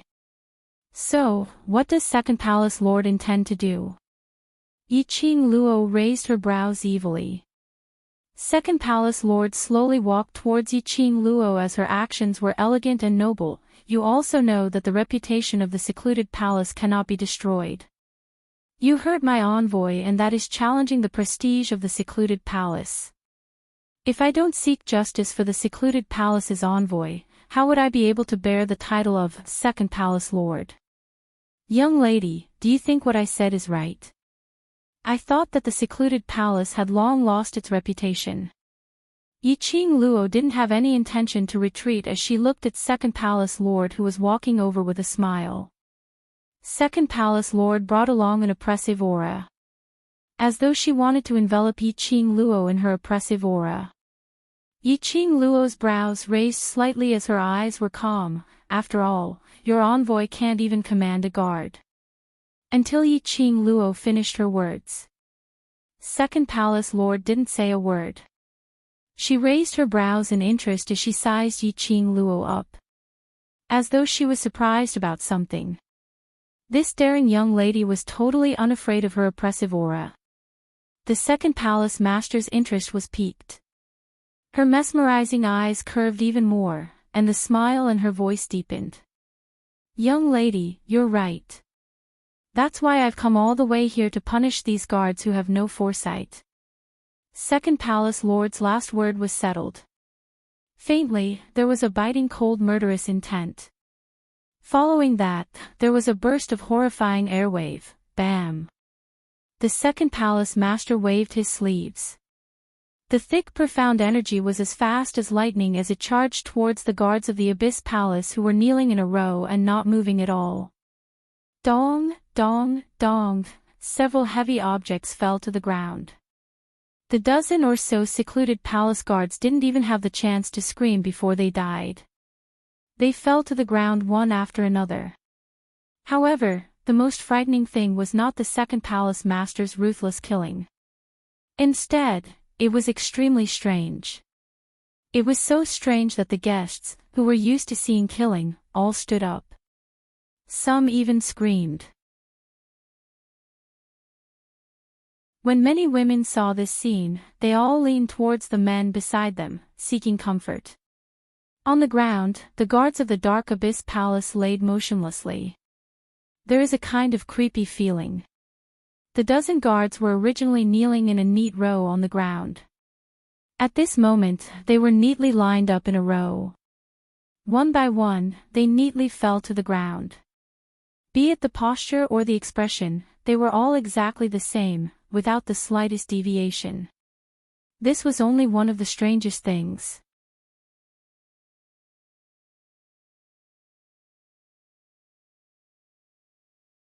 Chapter 2760. Yiqing Luo squinted her eyes as she took a closer look. After staring for some time, she frowned slightly. Could it be that the reason why these guards died was because the Second Palace Lord's profound chi had condensed into a blade and slit their necks? But that wasn't right. Why was it that when their necks were slit, there wasn't a drop of blood? Was it because this Second Palace Lord's skills were swift? No, no matter how fast it was impossible that there wasn't a drop of blood. What on earth was going on? Hiss. This Second Palace Lord, what on earth is she doing? She actually killed her own people? Isn't she afraid that after killing those guards, no one will protect her? She only has those 4 personal maids by her side. If something really happened, will they be able to protect her? Are you silly? Immediately, a guest retorted, didn't we see how powerful those guards were? However, the vice palace master of the gloomy palace only moved her sleeves and easily killed more than 10 guards at the same time. Can't you see her strength? The second palace lord of the Nether Palace is totally able to fight against 100, why would she need the protection of those guards? Isn't it because she's the second palace lord of the Nether Palace and these guards are unable to resist? Hee. Earlier second palace lord Speed, if it was you, would you be able to evade it? That guest who had doubts immediately kept quiet. That's right, the moment the second palace lord made her move. They were all enveloped by the tumbling airwaves, and felt as if their bodies and minds were being burned by raging flames. How would they have any energy left to evade the second palace lord's attack? The guests suddenly recalled that when Yeluo was surrounded by those guards, he only used his speed and agility to evade the guards' encirclement. But towards those guards, he obviously had no way to fight against them. Otherwise he wouldn't have captured Messenger Yen and used him to threaten him, to make those guards leave the Miao tribe. Master Gue Wu said that Yeluo was Earth Profound 9th grade and was about to step into the Sky Profound realm. Yeluo wasn't a match for the guards of the Nether Palace. But the second palace lord of the Nether Palace could easily wipe out those guards. Which meant the second palace lord's profound grade was above Yeluo. In other words, above the Sky Profound realm. Furthermore, it wasn't just the Sky Profound realm. This idea caused an uproar among the guests. Towards the power and strength of the Dark Nether Palace, he was filled with yearning. After all, this other world was a place where the strong ruled and the weak were prey to the strong. Anything that could be explained with fists would never be explained with words. Previously, Yeluo had been very powerful. The scale of the guests was tipping towards Yeluo. Now, the vice palace master of Gloomy Palace had appeared. The balance of the crowd immediately tilted towards the Dark Palace. The assistant palace master sensed the respect and reverence the guests had for her. A trace of disdain appeared on her face. She narrowed her mesmerizing eyes and chuckled softly. Although it was separated by a layer of black gauze, one could still vaguely see the outline and lines of the face under the veil. Her smile and frown were extremely charming. These useless trash, I have already settled them, now. Second palace lord's gaze slowly shifted onto Yi Qing Luo. As his smile deepened, it's your turn. As the second palace master's voice fell, her eyes, which were originally filled with smiles, at this moment, it suddenly froze into frost. Her arms opened wide as her body floated in midair.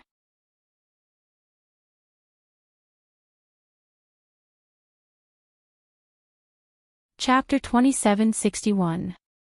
Light laughter spilled out from second palace lord's mouth, extremely savage and extremely complacent. Suddenly, she raised her arm high up in the air. The surrounding airwaves surged and surged, flying towards the second palace master's raised arm to attack. Kacha! A bolt of lightning tore a huge hole in the inky black sky. Second palace lord floated in midair. That torn hole was right behind her. It made her look as though she was an Azura who had crawled out from the entrance of hell. It made one's hair stand on end ineffably. The inky black sky surged. The raging wind brought along a raging wave of energy as it spread majestically across the entire public square. Strong. What powerful energy! Everyone's heart almost stopped beating at this moment. This energy had absolutely surpassed Yeluo's energy by far. Yeluo, this young genius young lady, was probably going to die here today. The guests felt some pity in their hearts. After Gu Jingyu sensed that man's powerful energy, his body suddenly turned stiff. You still don't intend to make a move. Miss Yi is not Secluded Palace's second palace lord's opponent. His entire body was tensed up, as though he was suppressing something. Dmo Xian's gaze didn't turn as he stared at Yi Qing Luo's figure without blinking. As though he didn't hear Gu Jingyu's words at all. Gu Jingyu gritted his teeth. This man was wearing a half mask on his face. He couldn't tell the emotions on this man's face at all. Wasn't this man Yi Luo's fiancé? Why was he so indifferent towards Yi Luo's misfortune? Since this fiancé of yours is afraid of death, then don't blame me for interfering in your relationship. Gu Jingyu sensed the second palace lord's profound chi fluctuating and he couldn't bear it any longer. He flicked his sleeves and was about to charge towards Yi Qing Luo's direction. However, a single hand stopped him in his tracks. Zhou Mo raised one hand lazily as his narrow phoenix eyes rose upwards. Young sect master Gu, what are you trying to do? I'm going to save Miss Yi. Gu Jingyu raised his hand and chopped at Zhou Mo's arm. Young Master Mo, please step aside. Anyone with discerning eyes can tell that you have feelings for little Qing Luo. You went to save her, are you trying to let those people assume that you and little Qing Luo have an affair? Zhou Mo didn't move at all. Gu Jingyu's face sunk and his eyes were filled with ridicule as he shot a glance at Dmo Xian's direction. Yes, this young patriarch admires Miss Yi. Since Lady Ye's fiancé doesn't know how to cherish Lady Yi, then this young master will cherish her. Do you think you're a match for the vice palace master of the secluded palace? Zhou Mo laughed. Cherish. Running to your death and making little Qing Luo feel guilty towards you, remembering you in her heart for the rest of her life. This kind of cherishing. You. Gu Jingyu clenched his fists. This young lord is indeed not the second palace master's opponent, but to have this young lord stand here and watch, this young lord cannot do that. But this young lord will not let you make a move. Zhou Mo smiled elegantly as his arm suddenly hooked around Gu Jingyu's shoulder. Following that, he forcefully pulled Gu Jingyu over to Gue Wu's side. As he walked, he said, Young sect master Gu, little Qing Luo's fiancé's feelings towards little Qing Luo, you won't understand. Just stand here obediently, don't let little Qing Luo be distracted and drag her down. Gu Jingyu was still struggling, but no matter what, he was unable to break free from Zhou Mo's restraint. Because of this, Gu Jingyu didn't see it. You're tuning into the LoveLore Library YouTube channel. We're so grateful for your support and don't forget to subscribe to join us on this incredible journey through captivating stories. Your generosity through donations truly makes a world of difference, as it's the primary source of revenue that allows me to expand and enhance this channel for you. Thank you from the bottom of my heart for being a part of this adventure.